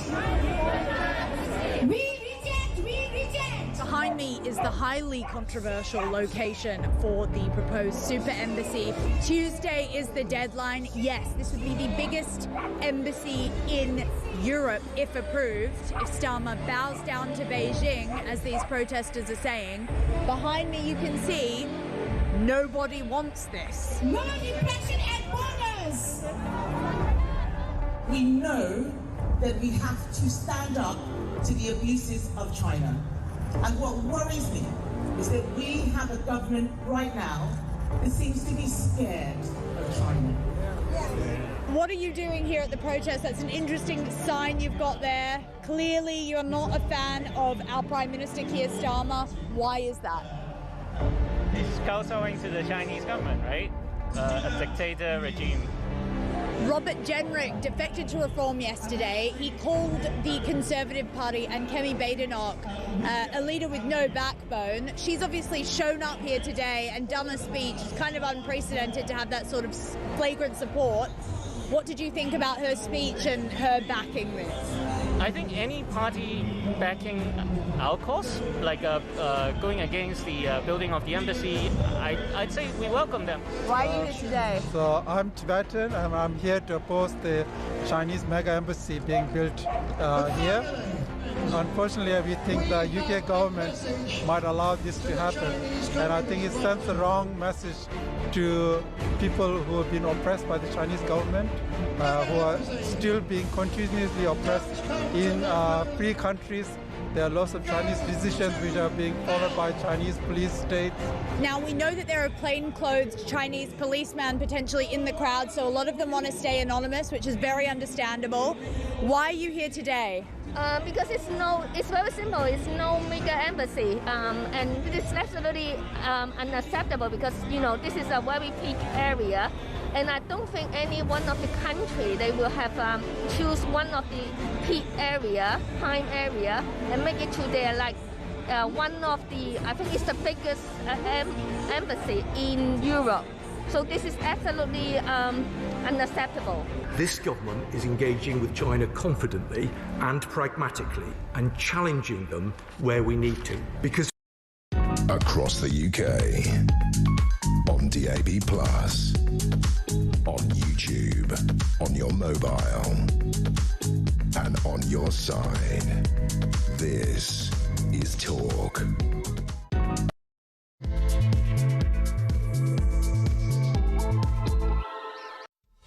Hey, very good morning. Welcome back. Just gone 9 o'clock, hour 4 of Talk Breakfast Monday. Listen, so much going on. It's the home of free speech, common sense, and of alarm clock Brits. We'll talk the Labour Party. It's all going on. We've got Matthew Torbett and Trevor Kavanagh head-to-head. That'll be interesting. Matthew swept into Studio 1 with his entourage. He's changed a lot, to be honest, since he started appearing on telly and radio. He's got some stuff to say. The Home Secretary... that's God punishing me, Torbett, isn't it? Because now I can't speak. The Home Secretary says she's going to overhaul the police for the first time in 200 years by, shockingly, ladies and gentlemen, putting some more policemen and women on the streets. That would be a good idea. And also more about those Crowborough protests. Let's start by saying a very good morning to the legend, former political editor of The Sun. You're not a legend, Torbett. He is. Good morning, Mr Kavanagh. How are you? Good morning, Jeremy. I'm fine, thanks. Now, we're going to put this on the screen where Trevor's on one side. See, he's on the left again. It doesn't work, but never mind. And Torbett. Gentlemen, let's talk Burnham. I'm going to give you first dabs here, right, Matt, because you've been a fan of Andy Burnham's.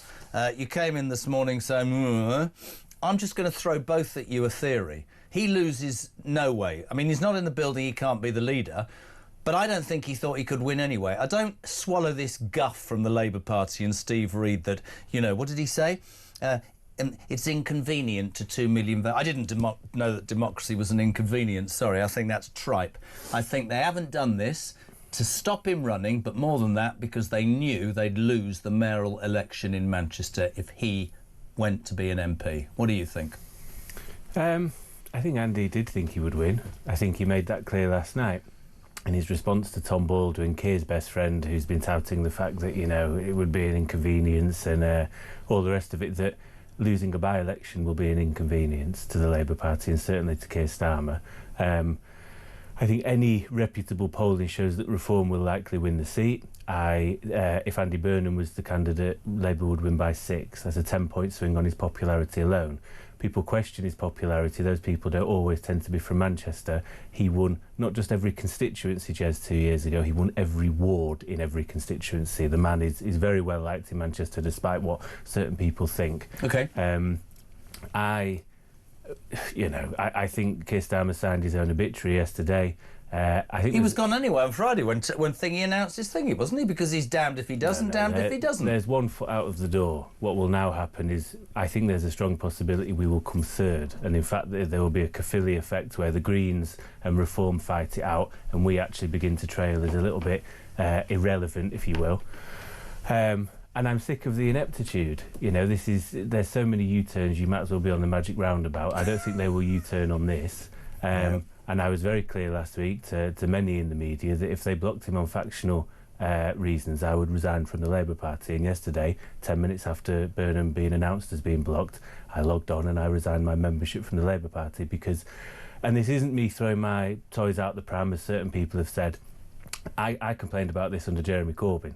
I didn't like the fact that if you were friends with the leadership and you had the best trade union credentials, you were selected.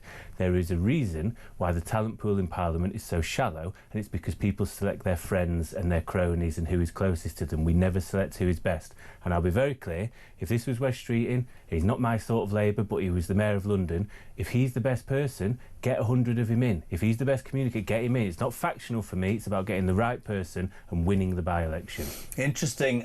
Your response to that? He's resigned his Labour membership, Trevor Kavanagh. Your response? Well, I'm sorry to say, Jeremy, that I agree with everything that Matt's just said. I just wonder where he's going to go after leaving the Labour Party. Is it going to be to the Greens or to Jeremy Corbyn's protest party? Where do people go, except in this case, I suspect, to reform? I mean, what you've got now is a Labour leader, allegedly, putatively, who is actually a fugitive from and within his own party. He's a dead man walking. He's got probably 3 months to go. And once those May election results come in, which are going to be very bad and much worse as a result of all this, I think there's no way out for him, and he will be challenged one way or another, and someone will replace him before the summer. It's quite interesting, Trevor. You know, in all your years of being the political editor of The Sun, people always say to me, oh, the Labour Party doesn't replace leaders. I would suspect that those in the Labour Party who have started to look at their emails, look at their majorities, will know that they've probably got 3 years left of a career. And so there comes a point, does there not, where you don't have to worry about loyalty anymore, because if I'm not going to be selected for your bloody government, I'm not going to be, so I might as well stick my neck on the line. I'm going to throw something out to both of you. You can tell me no, it's fine. There's only one person to stand now, isn't there? Angela Rayner. Even I think that would be great. At least it'd be a bit of fun. Well, it would certainly be a newspaper and television story for the rest of the leadership or the survival of the Labour government. But don't forget Wes Streeting. He's got quite a lot of support. The problem is, how do you trigger it? It has to be a challenge now. And you need the appropriate number of MPs who are prepared to put their head above the parapet and say, I'm supporting this candidate in a challenge against the leader. And you pointed out that the Labour Party is very reluctant to get rid of its leaders. I remember a name from the past. Hugh Scanlon once told me it's easy to be loyal, but the test of loyalty is when the person you're supporting is in the wrong. And this is something which I think the Labour movement is struggling with. Keir Starmer has emerged not just as an incompetent and bungling prime minister and party leader, but now I think he's emerged as a coward. You wouldn't disagree with Trev. You've dropped that bombshell that you've resigned. Is he likely? He's likely to go. Is she in the frame? Do you think, Ange? I think they will have to coalesce round a soft left candidate, and she will be the only one that could probably get the numbers. Or is Wes Streeting a shoo-in? I wouldn't say he's a shoo-in. I think he will get about 200 MPs. I think he will get the more MPs. The problem for Wes is he would have to try and bring Angela on board in some way or another, because she will be the kingmaker. We have to also... Or queenmaker. Or queenmaker. Let's not be sexist. No, quite. The membership is a soft left place, and therefore Angela may come out of that as leader. Could she get 100 votes? Could she get 100 MPs to stand against him? I think she'd get about 100. I'm going to start a campaign. Let's get Angela Rayner. But do you not think it'd be great, my job for the next 3 years? Imagine if she was Prime Minister. You wouldn't trust her tax returns, would you? I think we could do worse, and we are doing worse. That's the problem. Well, now, Trev, that's really interesting. An ex-Labour member has just said we couldn't do any worse, but actually... than what we're doing right now. In your experience, did you think it would be as bad as it's been, Trevor Kavanagh?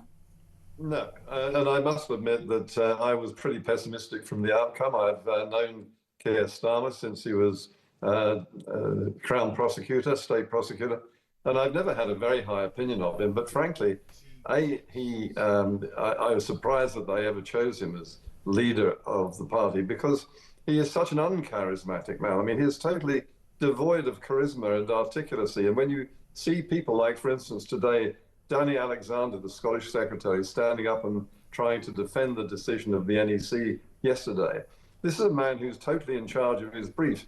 Starmer, who used to earn £1,000 an hour as a silver-tongued QC, almost cannot muster a sentence to defend either himself or his government. So, yes, anybody is better than Keir Starmer. And I do believe you're right that Angela Rayner has emerged as a person who's either going to influence the result of the looming leadership election, or make it herself. Yeah, it's interesting. Now, boys, men, Matt, I've got two. One's not very nice and one's lovely. What do you want first? Morning, Jez. Please ask Matthew, is Andy Burnham, if he's such a man of the people, he needs to be asked how much he knew about the rape gangs in his area and what the hell he did about them? He set up inquiries. Did he? Yeah, he did. After the... This is a line that tends to be thrown around on social media. Okay. I think Andy has sued people successfully for libel and they don't learn.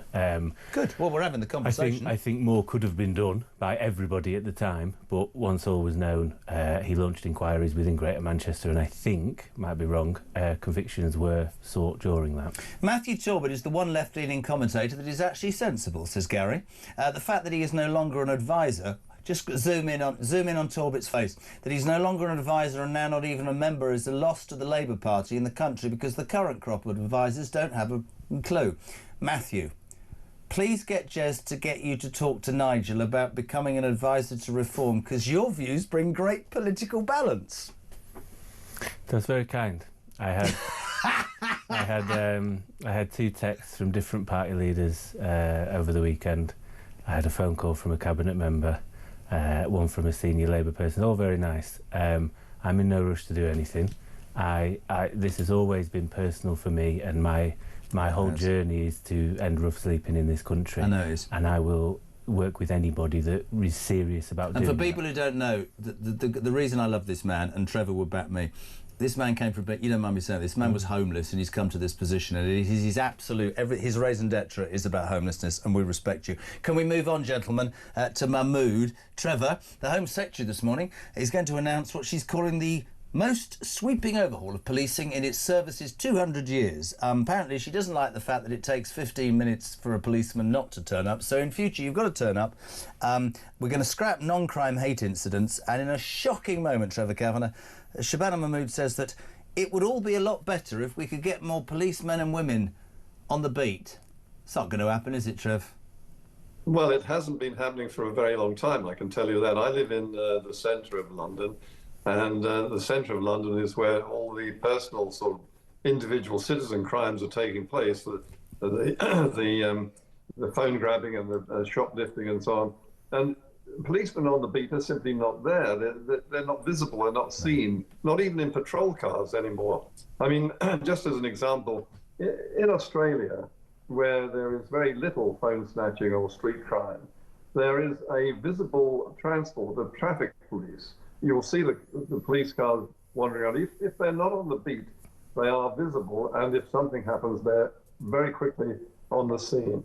Nothing like that has happened in Britain for the last, I think, 10 years, not just in London, but across the country and in the countryside. You simply do not see policemen in uniform on the beat. And that is, I think, the one thing that when Robert Peel established the police force in the 18th, 19th century, the representation of the citizenry as citizens in uniform, has completely evaporated. And I think that's a terrible loss, and it's going to be very difficult for Shabana Mahmood to restore. I mean, I'm with you, and I don't throw this actually at Labour. This started under Theresa May. This a bit like with our defences, you know. There's well, let's just get rid of our Army, Air Force and Navy. Let's get rid of policemen and women on the streets. Blexley is spot on when he says the reason you arrest people when you have intel. You have intel by getting your ear to the ground, by being in the communities. It's an absolute disgrace. The stories I've had this morning from the way people feel about our police, and I'm sure Shabana Mahmood, who's definitely on political manoeuvres, by the way, I'm sure that she is saying all the right things, but I find it really upsetting, genuinely fact here, that so many of us are losing faith in the police. When I was growing up, they were there for you, and I would if I was running a shop or walking down the road and but I wouldn't even think the police are going to turn up. That's a bad indictment, isn't it? Of course it is. I think one of the worst things Theresa May did was large cuts to community police officing, as you said. And if you remember rightly, there was a former police officer of the year that stood up at the Police Federation Awards and warned her, what you're doing to the police across the country is going to cause a national security issue. But a year later, we had the Manchester terror attack. Didn't he? Yeah. Because he foresaw what was coming, because that's how you gather the intelligence. I worry about making these really big police forces because... What was it, 43 down to 12 forces like or something? And I think... Even less local potential. Well, yeah, and I think what people would appreciate is, yes, Bobby's on the beat is one thing, but you can't go into a police station anymore because there isn't police stations. The amount of police stations that have been shut, you might want to go in and record a crime, you've got to do it online only. And I think it's having that open door that might build up trust again to go, oh, how ironic, we've got an open door with our borders, but not to your local police station. It's true, isn't it? I mean, let me just read this to you, because this morning we put a thing out saying your experience. This is just one off the cuff, right? Nige. My partner was assaulted whilst in the hairdressers. A bloke ran in off the street, strangled and threatened her and the owner with a knife, all on CCTV. The police knew who he was. They went to his flat, but because he would not answer the door, they couldn't arrest him. It took over 12 months to catch him. It was on a suspended sentence. I kept pushing the case, being an ex-JP. Finally got him to court. He got 5 months in prison, which was part of the suspended sentence. He's been in the papers again since the release. Cheshire police don't care, our police don't care, and my partner's still traumatised. That's one of millions of stories. Well, when I was a kid, you were scared of the police, Trev. Do you know what I mean? You were terrified that they'd grab you and take you back to your mum. Absolutely. I mean, I got stopped when I was a kid for riding a bike without lights, fined 5 shillings. Where would you have that happen today? And that story that you've just read out really sums up the whole crisis in one tale, but it could be reflected right across the country on so many stories where ordinary people who think that they're paying their taxes in order to be safe on their streets and in their homes pointlessly ringing the police and, as Matt says, going online, recording a crime, knowing that all it's going to be useful for is a crime number they can put on their insurance claim. That's all they get in return. I wanted to play you both something. This isn't, you're no longer a member of the Labour Party. We had John McTernan earlier, who is the used to be an advisor to Tony. We went to a war that was illegal, close brackets, Blair. And I asked John McTernan what this current Labour government have actually achieved in the last 18 months. Have a watch, gentlemen. Tell me something domestically that's been a success under Keir Starmer.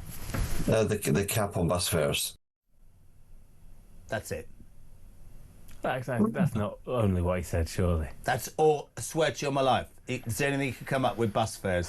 In fairness to John, it will impact everyday people's lives that haven't got a lot of money. You don't even believe it anymore at all, but you don't even look like you believe it anymore. No, I think, listen, when I was a teenager and didn't have any money, I think that would have been welcome. They increased it and then capped it, man. It was a come on. No, do you know who did cap it? Oh. Andy Burnham.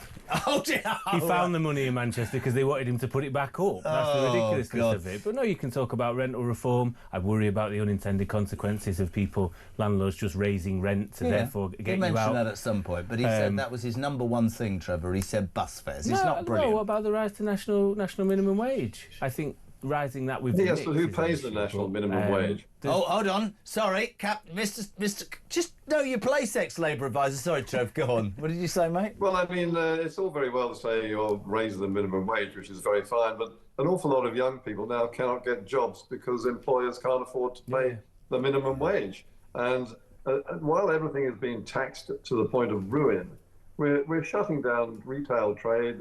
I mean, again, in the City of London, they're opening in the metropolitan area huge office blocks with street-level stores, all of them stocked with empty stores, at least as far as customers are concerned. Nobody is buying. Nobody's going into those stores. There's one person serving because they can't afford to hire more. The pubs are closing. The hotels are in trouble.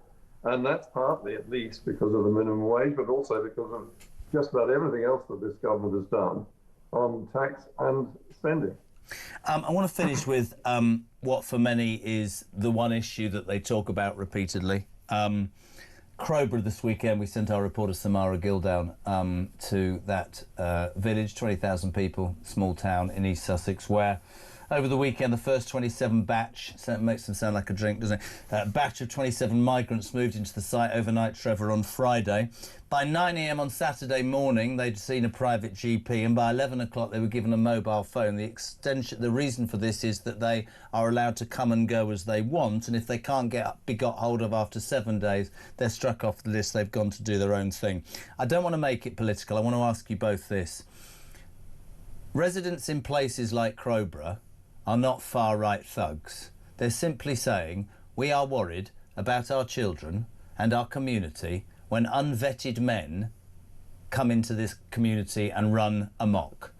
I honestly don't think in all the time I've done this that I've ever sensed, Trevor, the real sense of injustice, unfairness and downright anger that is spreading across this country. And I don't think that people now saying, you're all far right, you don't understand these poor people, I don't think it washes anymore. I think this is not going to go away and is going to be one of the biggest problems that we've got in this country. What do you think? Absolutely. It's impossible to disagree, and it wouldn't matter where you put these camps, whether it was in leafy Crowborough or in some urban environment.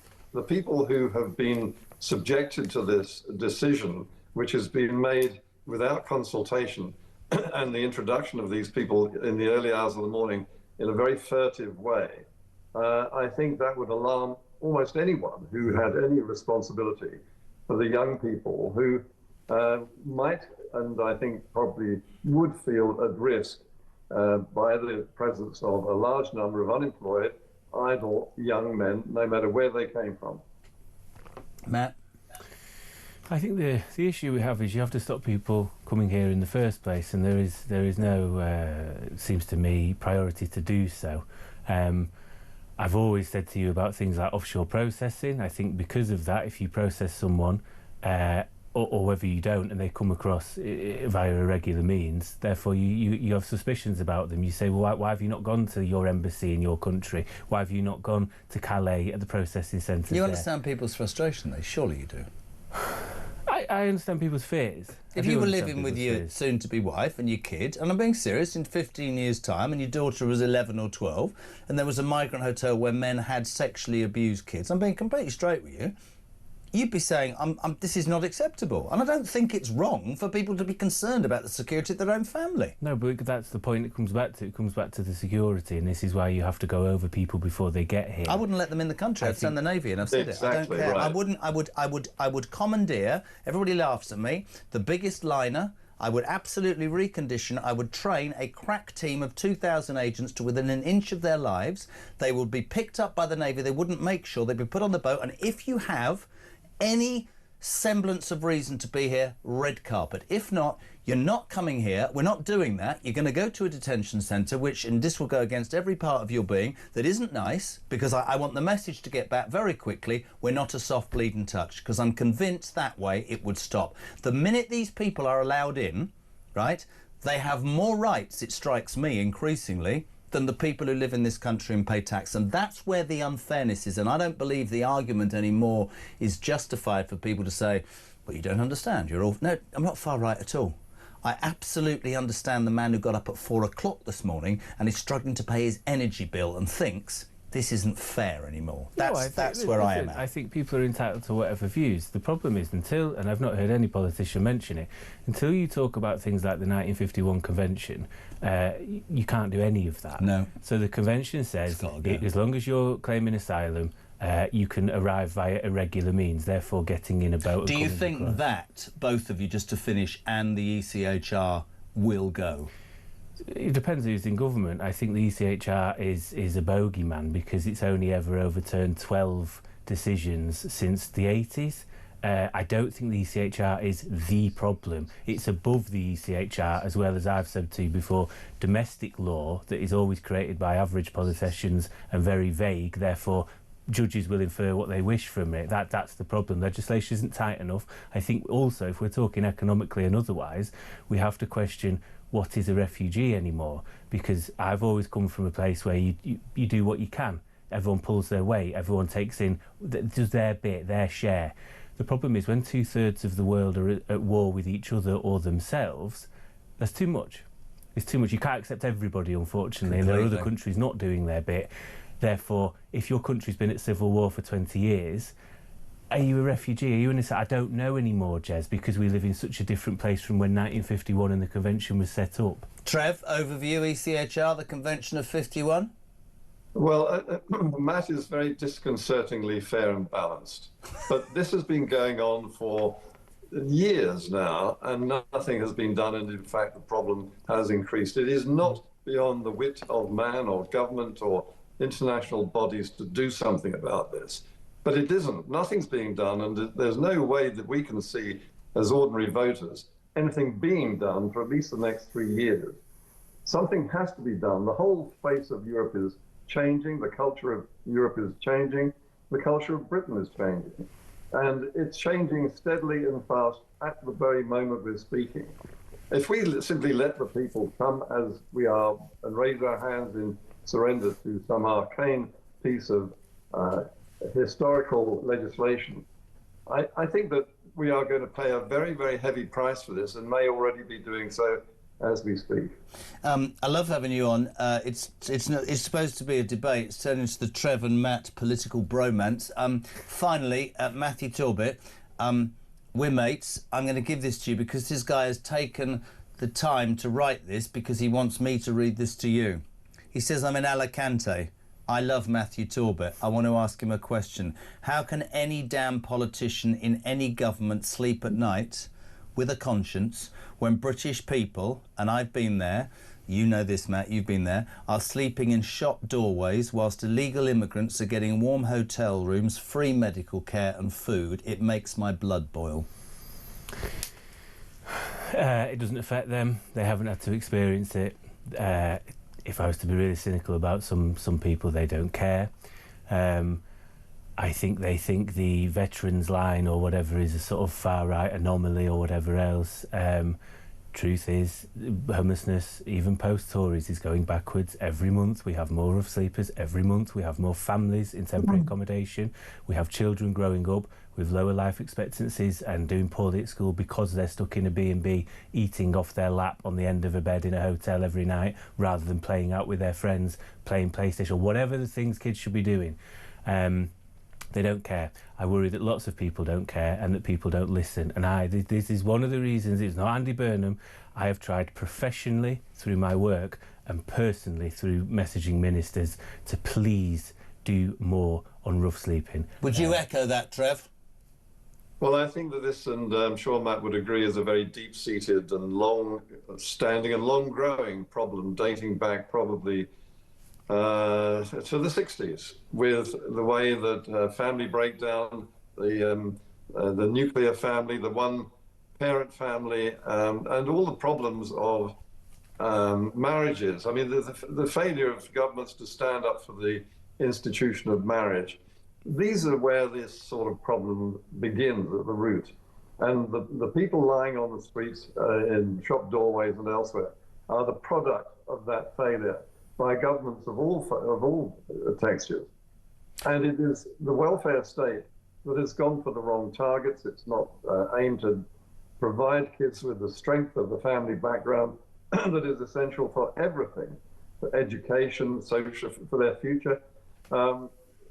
It's not just a matter of pouring money on this problem. You've got to change attitudes completely.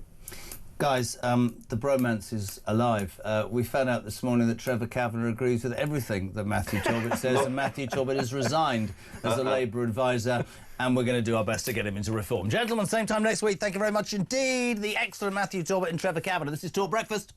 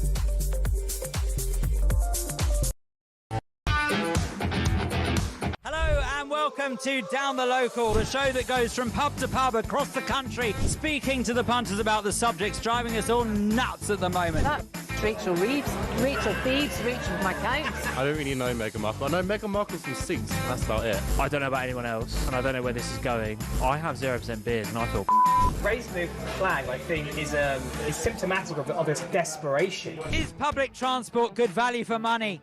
No, it isn't. You really don't like speaking to people.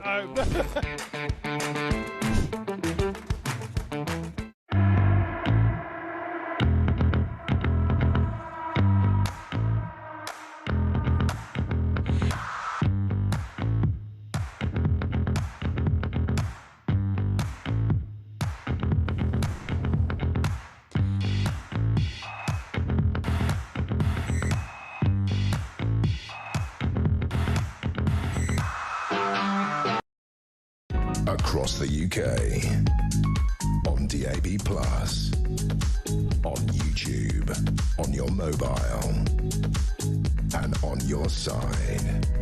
This is Talk. Welcome back. Just gone 9:30. It's Monday. This is Talk, of course, the home of common sense, free speech, and the home of alarm clock Brits, and the Queen of Westminster, Julia Hartley-Brewer, here from 10 o'clock. And Ian Collins, the housewife's choice, from 1 o'clock this afternoon, sounding fantastic. Morning, Ellie. I used to live in Crowd because my dad worked for the Foreign Office, so I feel deeply sorry for them. We then moved to Milton Keynes because there's a Foreign Office at Milton Keynes as well. And where I lived there for 24 years, and I had to move out because of all the HMOs that sprung up round me. So we are getting absolutely annihilated by this government. It's disgraceful. Couldn't agree more. 28 minutes to 10. By popular demand, I'm going to play you a video right now to get you through the final half hour of this breakfast show. We're going to speak to Harry Miller in just a tick, former police officer and founder of Fair Cop, about Shabana Mahmood's apparently going to transform the police. But before that, if, like me, you came in at 5:30 and you look at everything that's going on in the news, you know, Keir Starmer's being battered by the left, Andy Burnham's friends are up in arms, he's being battered on the right by Wes Streeting, and he's having a hard time. Trump's humiliated him. His chances completely and utterly fiscally stupid. The opinion polls say he's going to be decimated. He's a dead man walking. And do you know what his response to all that was? Brilliant. I do hope you're on YouTube. If not, I'm just going to paint a picture. Keir Starmer's released a new TikTok video. All I can make you aware of is it's him stood next to a fighter jet and a submarine with some rap music, no words, and this should inspire you to believe this man will keep fighting. Have a watch, have a listen. It is crap. Yo, if I could do it, then why can't you? Get up and make it work. Ain't no way that I'm sitting around. It's now or never, I'm picking it first. You can't tell me that I won't make it. Knew that I had the skills since birth. Grinding, came out the mud like Roddy. I had no body, I came from dirt. Still came fuck, I put in the work. Painting a picture when I write lyrics, don't call me a rapper. I literally still am utterly confused. I played that 3.5 hours ago. I played it every... What does that mean? What? Does anybody... Can anybody help me? Keir Starmer, it's just madness. The Home Secretary was going on about starting a UK version of the FBI. Does she not know she already has that? It's the National Crime Agency. How does she not know what departments she already has, says Paul in Canterbury. Dan says, morning, Jez. The quantity of police forces in the UK has blown me away. I came from Australia, which is 37 times the size and has just 9 police forces. This is just typical British bureaucracy. How many more officers could there be if they removed all the leaders from all those forces? Well, here's a man who might be able to answer that on the day that Shabana Mahmood says she's going to change the police force for good. Former police officer and founder of Fair Cop, Harry Miller. Good morning, sir. How are you? I'm very well, Jeremy. Very well indeed. Shabana Mahmood, we're not altogether sure whether this is just political posturing or real intent, but she will announce this morning what she is calling, unbelievable, the most sweeping overhaul of policing in the service's 200-year history. 3 parts. She wants to bring sort of elite forces down to about 12. She wants to scrap non-crime hate incidents, so if I do insult you, you won't be able to go back to the police. And interestingly, which I think is just unseismic in terms of its brilliance, Harry, to get more bobbies back on the beat. That's shocking, isn't it? Yeah, absolutely shocking. Well, there's one way that she can get a whole bunch of bobbies back on the beat and save a load of money, and that is by getting rid of the absolute ridiculous monolith, which is the College of Policing. Yeah. This place has got an annual budget of about 70 million. It's got 782 members of staff, and it spends 52 million quid on wages. Now, if you break that down, that's round about £66,000 per employee. Now, what you could do quite easily is shut that down, get rid of it, and employ 1,500 to 2,000 coppers for that, and that would be a much better spend. So it's no good banging on about us not having enough police forces, or this other ridiculous thing where police officers have got to respond within 15 minutes, otherwise, they're going to get in trouble. The problem with that, Jeremy, is this: you're a frontline cop. You go along to somebody who has been burgled, some old lady who's been burgled. You go there, you find out that actually you take the initial report, but she's devastated. Then you get another call come in, and you're supposed to leave this devastated person in order to meet your critical timeline target. That's not how policing should be. But it would be good. I'm not sticking up for it. I think they're just words. But I mean, yeah, I do think the issue, I think it started with the Tories, by the way. I don't lay this totally at Labour. I think they've exacerbated a ridiculous decision that started with Theresa May, which is to cut. You're an ex-police officer. You get intel by being on the street. I don't understand how all of that has been stripped away. You're absolutely right about the College of Policing. Also, the bosses, Blexley always says, they just want to climb the greasy pole. It's all about diversity and box ticking. I was scared of the police when I was growing up, Harry. I see people laughing at the police now. The whole thing's changed, mate. Yeah, absolutely. There needs to be a healthy respect for the police. Now, one of the problems that we've got, Jeremy, quite honestly, is this obsession we have with so-called neighbourhood and community policing. We saw this with the debacle in the West Midlands, where it turned out that the chief constable there, part of his interview panel was the local imam from the local mosque. And then, of course, we found out that the same group of people, the same group of radical Muslims were placing pressure on him and his force to ban the Israeli football team. That shouldn't be happening. That's what we had PCCs for. PCCs, Police and Crimes Commissioners, should be dealing with members of the public and community groups, but chief constables and police officers should be allowed to get on and do their policing, not get involved in politics, not get involved in sort of smoothing local political and religious sensibilities. That is not the job of a police officer. I couldn't agree more. And the other big thing that drives people bloody nuts is you can have your Rolex or your watch nicked, you can have your shop ransacked, no bugger turns up. But if you say to somebody, I don't like your shirt, 6 armed police arrive and arrest you because it's a hate crime. She says, actually, let's play it. Shabana now says she's going to scrap non-crime hate incidents. This will be fun. Shabana Mahmood. I think that if the police are seen to be going after perfectly legal tweets, it does cost confidence, and the public does think, well, hang on a minute, exactly as you say, somebody nicked my phone the other day and no one cared, but somebody tweeted maybe about women's rights or something else that's, part of the so-called culture war, and then suddenly the police are all over it. That I think even policing leaders have recognised does cost confidence in policing. So you want to stop them policing people's behaviours? Yes, and I will be saying more about that in the coming days, but I've been very clear that perfectly legal tweets and policing the so-called culture war is not what our police are for. Do you believe her, Harry Miller? Well, the thing is, Jeremy, we've been fighting to get rid of non-crime hate incidents since 2019. So, of course, we're delighted that she's said this. My worry is that this is a case of getting rid of the clap and replacing it with hemorrhoids.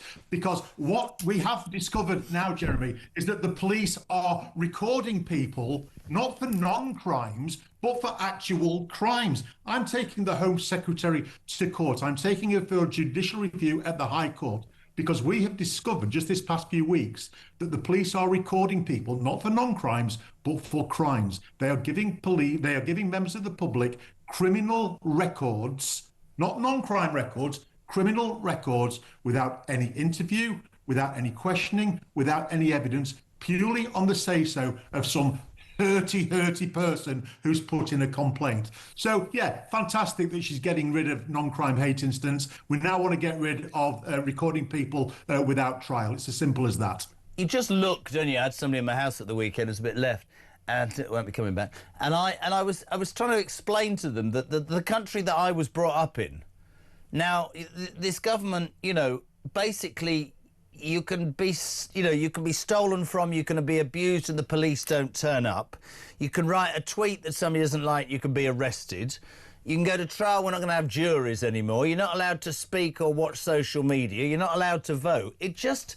I don't know. I mean, Shabana Mahmood might be on political manoeuvres. She might be the best thing to come out of the Labour Party. I've no idea. But for me, for many, many reasons, the fact that the whole ethos of the police, as I see it, what they mean, what they do, what they found out, the impact they're supposed to have, is disintegrated. And it, to me, we don't want to say it because we know there are hundreds, thousands of frontline men and women doing a fantastic job and under the constraints of the job, blah, blah, blah.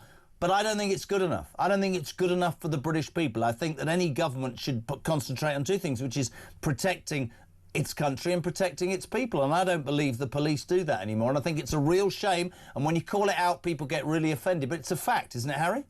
Yeah, it's absolutely a fact. And the sad fact is that generally police officers want to do their job. They want to get out on the streets and do policing. I've got a lot of time for the regular Bobby on the beat, for police sergeants, for some police inspectors. But once you get above the rank of inspector, you've got a managerial class who are only interested in satisfying people further up the greasy pole so that they can climb it. What we need is police officers who are well versed in the law, who are told that the only thing they are supposed to be policing is the law. That's it. Not hurt feelings, not politics, not religious sensitivities, the law. In order to do that practically, they've got to know the law. So what we need to do is get rid of all this nonsense DEI training and get them back to basics so that the police officer can say straight off the top of the head what the definition of theft is, what the definition of burglary is, what the definition of rape is. But I guess they're so concerned as well. I saw footage at the weekend, we haven't got much time, where there was a Palestine Action demonstration. It was about 10 coppers and a bloke walked in with a Union Jack and they started telling him, talking to him, nice and calm, you need to take that down, it might stir up trouble. And I'm looking at the camera going, sorry, what part of madness is this? And I have a degree of sympathy that they're surrounded by such woke bosses that they want to make sure they don't upset anybody. But I'm with you. Policing should be about prosecuting people who break the law, the difference between right and wrong, good and bad, evil and whatever, I don't know. And we seem to have lost that, mate. And I, listen, whether I believe it or not, one thing's for sure, somebody has to do something about, the state of the police forces in this country. Listen, come on again, mate. Loved it. Especially your clap to hemorrhoids comment. Harry Mirror, you're very kind. Thank you very much indeed. Do you know what my nickname was at school, Christian? Kyle Pile Hemorrhoid. Morning, Wayne. Morning, Wayne. Morning, Jezza. This is Wayne from Erdington in Birmingham. I'm glad the migrants got to see a doctor at 9 a.m. on arrival. We found my mum was extremely ill over the weekend. We phoned 111, 12:15, got a call back at 1:15 asking for a further diagnosis. We were then told a doctor should call us within 2 hours. That didn't materialise, so we took her to the hospital ourselves. There was about 10 to 12 ambulances all backed up. My mum was then put on a drip in the corridor, where she was left until 5 a.m, 5:30 this morning, where they eventually put her on a ward. She's 74 years of age, and this is how we treat British citizens. The system is falling apart, Jezza. The hospital's a bloody disgrace. Broken Britain, mate. Seen it firsthand. I'm appalled. Keep up the good fight, guys.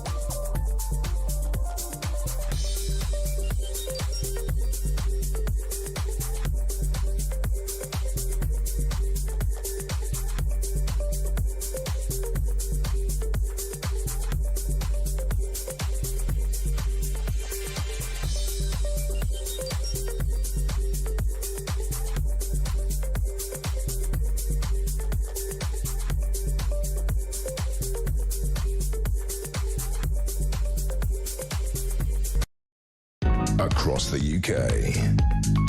On DAB+. On YouTube. On your mobile. And on your side.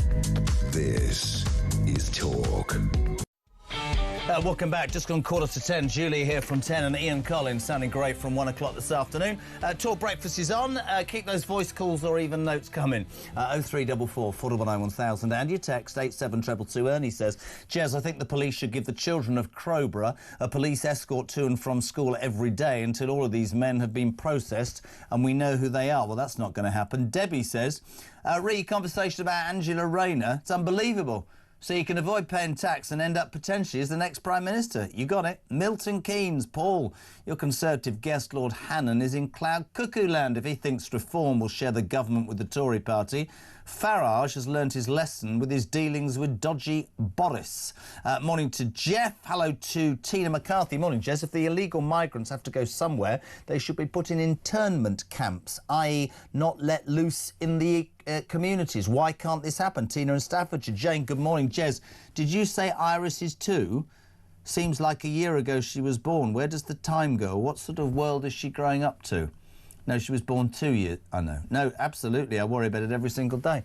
This is interesting. Julian, welcome to Britain, where our children are locked into their schools with CCTV and high fences and where illegal migrants are free to roam the streets to commit whatever crime they like because the police are too busy trawling social media to sue people for hurty words. As for this new FBI, we've already got FBI. It's called Facebook Investigators. 12 minutes to 10. One of the crazy stories in the Mail this morning. Crazy beyond... It's the sort of thing as a father that said, well, and me and Christian the same. Ready for this? The NHS is getting midwives to fill in farcical forms with no option to record biological sex, where instead they ask parents what their newborn baby's gender identity is. There was a story on this show some months ago about a midwife of 28 years' experience who delivered the child to this happy couple, lifted up the baby and said, congratulations, you've got a beautiful baby boy. They complained. She got a written warning because apparently it's not for her to determine the sex of a baby. When I did Drive Time, this lady came on all the time. We say a very good morning. Such a great group. Director of Campaigns at Sex Matters, Fiona McAnena. Hello, can I do it? Hey, McAnena, how are you? How are you? I'm well. Yes, hello, Jeremy. What's happening, mate? Forms to not even say the sex of a baby. What? I can't do it anymore. Well, this has been going on for years. And, you know, this specific problem about not properly recording a baby's medical information was flagged to the NHS more than 2 years ago. And again last year, we wrote to the Secretary of State for Health.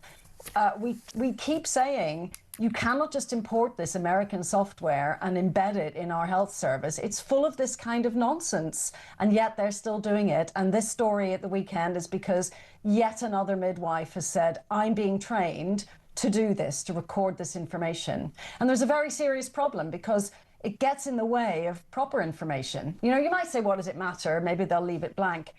But I heard a story last year about the premature baby unit in a hospital where you've got very sick babies born early, and all this information all these fields of data are there to be filled in. And what was missing was how premature they were, their gestational age. And that is the single most important thing for a baby that's born before full term. So this is really putting, babies' lives at risk. It's not just woke nonsense. It's actually a distraction from proper health care. I think that's a very serious side, but the whole concept. I mean, you heard me tell that story about the midwife, you know, officially warned for daring to say you've got a baby boy. We all know if we look at forms nowadays, there's 730 genders and 800 religions, and we seem, and probably just because I do this show, Fiona, but we seem so intent under this government and increasing governments, I have to say in the past, to be so obsessing about things that really don't matter. He's talking about the police, that we forget to arrest people for committing crimes. We forget to deliver great NHS service because we're more interested in not offending people's rights. That poor bloody nurse Jennifer Melley last week that we followed, the lady who dared to misgender a convicted, can I say it again, paedophile, kiddie fiddler, called him Mr, and she spent 2 years trying to keep her job. Where does it end, mate? Seriously. Well, I mean, the thing that you know, is particularly worrying is how it impacts all of us when the health service is riddled with this stuff. You know, and there are endless stories about nurses being made to share changing rooms with a man. It seems like as soon as that man says he feels like a woman, nothing matters except his demands and his feelings. And not just the ones that have been at employment tribunals, the ones that have been on the news. I've heard of many other cases. I've spoken to other nurses myself. So all of this stuff is really embedded in the health service, and we need a serious attempt by the leadership of the health service to root it out. It's interesting, actually, the leader of the health service is too busy, you know, walking around trying to become the next Prime Minister of this country and do one on Starmer. One of the other, I mean, for him, nothing to do with you, but the puberty blockers thing, I think, is one of the biggest disgraces in the history of the world, to carry out testing on 8-year-olds from disadvantaged backgrounds at the age of 8. So much is frightening, isn't it? And Sex Matters does such a brilliant job. And if I said to you, just for people tuning in now, because we've spoken lots, what's the remit for Sex Matters? What's the most important thing to your organisation? Well, we're trying to point out that sometimes in life, sex matters, whether you're male or female, cannot be ignored. Health care that we're talking about is a really good example, but there are many others. Prisons, you know, any kind of services for women who've been victims of male abuse. So we're just saying everyone's rights matter, and sometimes that depends on whether you're male or female. Let's make sure the laws that stipulate that are properly followed. The laws are fine, Jeremy. It's just that people are not doing it. Do you think that pressure, be it, you know, same-sex changing rooms, be it nurses, what this story about, you know, you can't fill in a form and say male or female because that might upset the parents, or the child's right, it's 3 hours old and it's probably got more rights than the parents. Do you think that this madness will start to ebb away? Do you see any sort of change on the horizon, Fiona? Yes, I think most people realise that it's not popular, and they know that it's important that you have to be able to talk about who's male and female. The woke stuff isn't popular, and so it just takes a little bit of leadership and courage. But I think we will see a snowball effect. It would be great to see the government publish the guidance from the Equality and Human Rights Commission. That would help. So many organisations are just waiting and being cowardly, and they're sticking with the herd. But when people are bold and they do the right thing and follow the law, they get praise for it. It's welcome. So I do think we'll see more of that, but it would be really nice if the government would do the right thing and you know, back the law. To me, it's really simple, and not just because this is what this station is built on. It comes down to common sense, and we seem to have got to a point where common sense has gone out the window. But your organisation is fantastic. We love working with you. Thank you so much indeed. Fiona McInerney, Director of Campaigns at Sex Matters. Hey, yeah, I've done it before. Jez, listen to Becky's story, right? We're talking about the NHS, right? I had a hospital appointment last week. I had a text message to tell me that it would cost the NHS 177 quid if I didn't turn up for my appointment. I sat there from 1:10 to 2:15 waiting to see the doctor, and guess what? He cancelled the clinic and not bothered to tell anybody, and I lost more than 177 quid by not going to work. Welcome to Great Britain, Peaks, 5 to 10.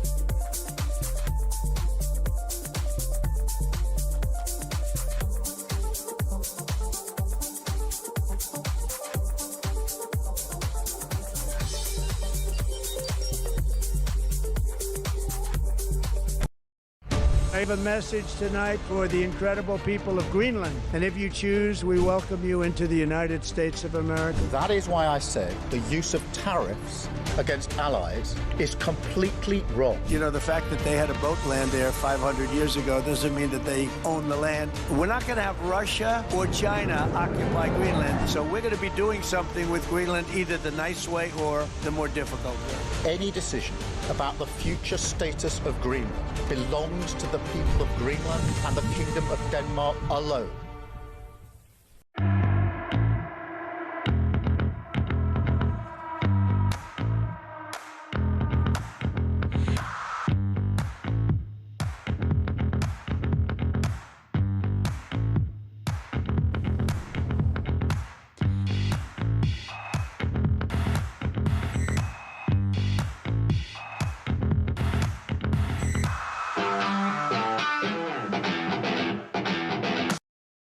Across the UK, on DAB+, on YouTube, on your mobile, and on your side. This is Talk. Welcome back. The Queen of Westminster on the way. Ian Collins from One. Last week, if you remember on Talk, Lisa Nandy said about when she was questioned as to whether, was it Farage was a fascist, she said, if it looks like a duck, walks like a duck and quacks like a duck, my experience says it's a duck. Barry in Newcastle, responding to Sarah McAnena from Sex Matters, says, it's quite simple. If it looks like a penis, it probably is a penis. If it quacks like a penis, it's probably a boy. If not, it's a girl. Julia Hartley-Brooke, good morning. I love these messages. That's just the madness, yeah. I tell you what was really interesting. Linking the ICE story in Minneapolis to what's happening here, you've got all this whole thing where what the ICE agents are doing is exactly what Obama had them doing, at far greater numbers, by the way, when he was president. But it was OK because it was Obama and he was nice. Yes. Whereas Trump's a fascist. And if the left shtick is Trump's a fascist, now you could agree with him, disagree with him on various policies, but that's what they're now doing to reform. It's a fascist party, National Socialist Party. They're far right. They're a danger. This is being normalised, you know, regular BBC regular programmes referring to them like that. Then it justifies that sort of violent action back, and then you see. I will not be surprised to see stuff like this on Britain streets with that language and what they're doing. It's weird. We've done this job a long time. You just get the feeling that this silent majority, the anger, Crowborough, I don't care, the police. Yeah. But again, people aren't silent anymore. And if you mention it, they'll go, what are you saying? Not saying anything. But I don't believe your average hard-working